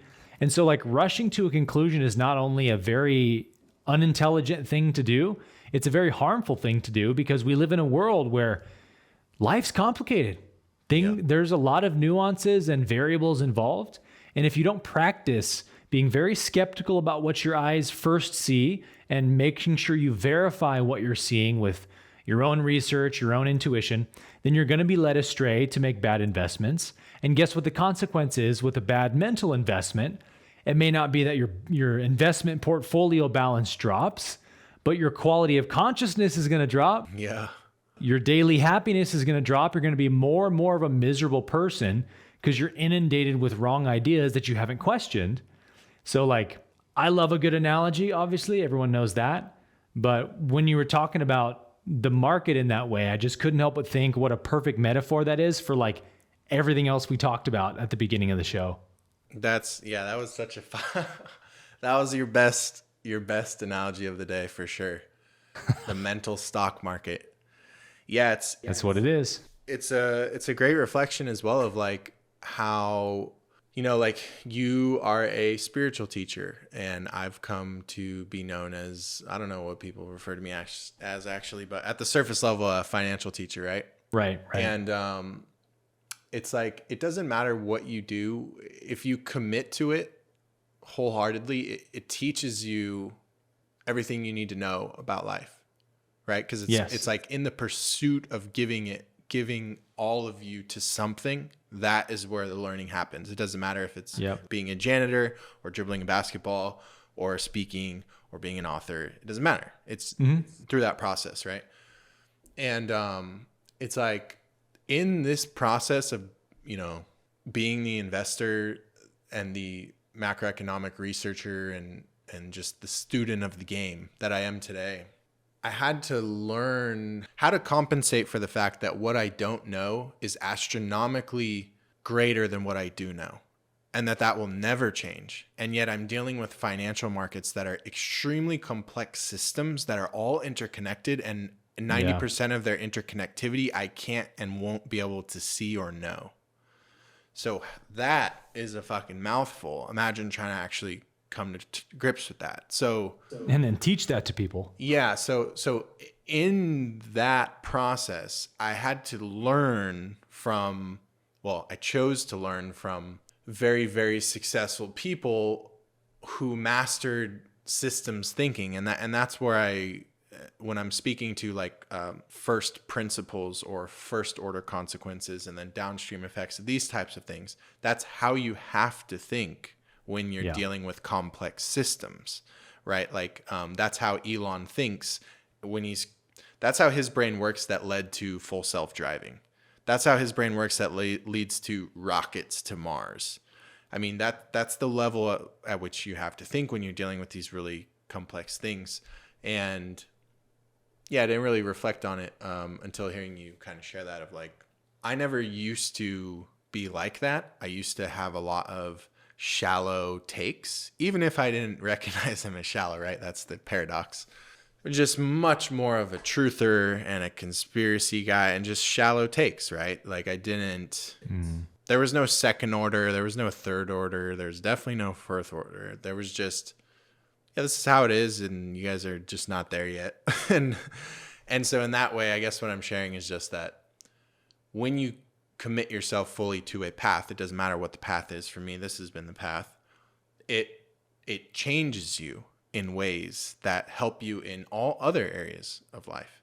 And so it's one of the things I'm most grateful for now, because with the way that the world is now and the climate around culture and news and information is now, it's like life must be pretty miserable if you can't think through things a few levels down, if that makes sense. Like if you're just reactive to information and headlines, like what an exhausting world to live in.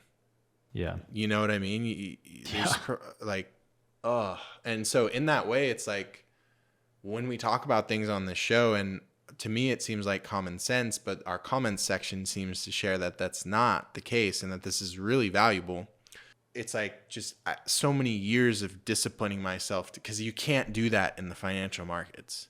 You can't say, oh, this company had this earnings, and so that's why, you know, this is going to be the great investment of the next 12 months. Like that's not deep enough, you know?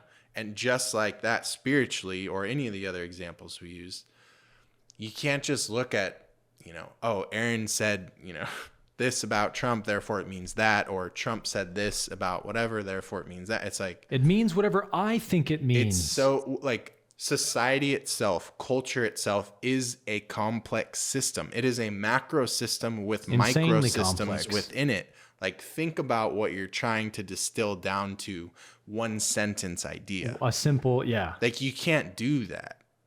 And nothing is that simple. I don't know. And I feel that that's, I don't know, that's my challenge for the spiritual community, because I feel that many of us, when we find spiritual concepts, teachings, and principles, we kind of just pedestalize ourselves and say that now we know the truth.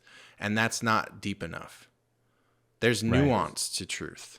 Mm-hmm. And, well, yeah, there is nuance to truth. That isn't the same as saying there's many truths. There is objective truth. But all that I mean is that, like, you may be perceiving one shade of the truth and saying this is the truth. And it's like you're touching on a truth, but there's all this other truth as well. It's more complicated than that. Yeah. And Deeper so like layers. on our show, it's like we don't come on here and say, oh, this is what happened and this is why it happened and this is facts. And we're just like thinking it through and talking it through. And hopefully that's why you guys, one reason why you appreciate the show. But at the same time, like, you know, our comment section and stuff is like, how are you guys so confident? Like sometimes people will just, you know, I'm sure you've seen them, Aaron. Say, I can't believe you guys are giving this a platform, or you fell for this psyop. Like, it's obviously this, and it's like, yeah. How are you so delusionally confident? Like, you obviously you have not spent, 20 hours researching this. Well, sometimes they have, and that's why they get so opinionated. That's true. Like, that is true. I researched this one perspective for 20 hours, and now I know that one perspective is the one true perspective. Yes. Mm-hmm. It's like, no, every perspective's true from that perspective.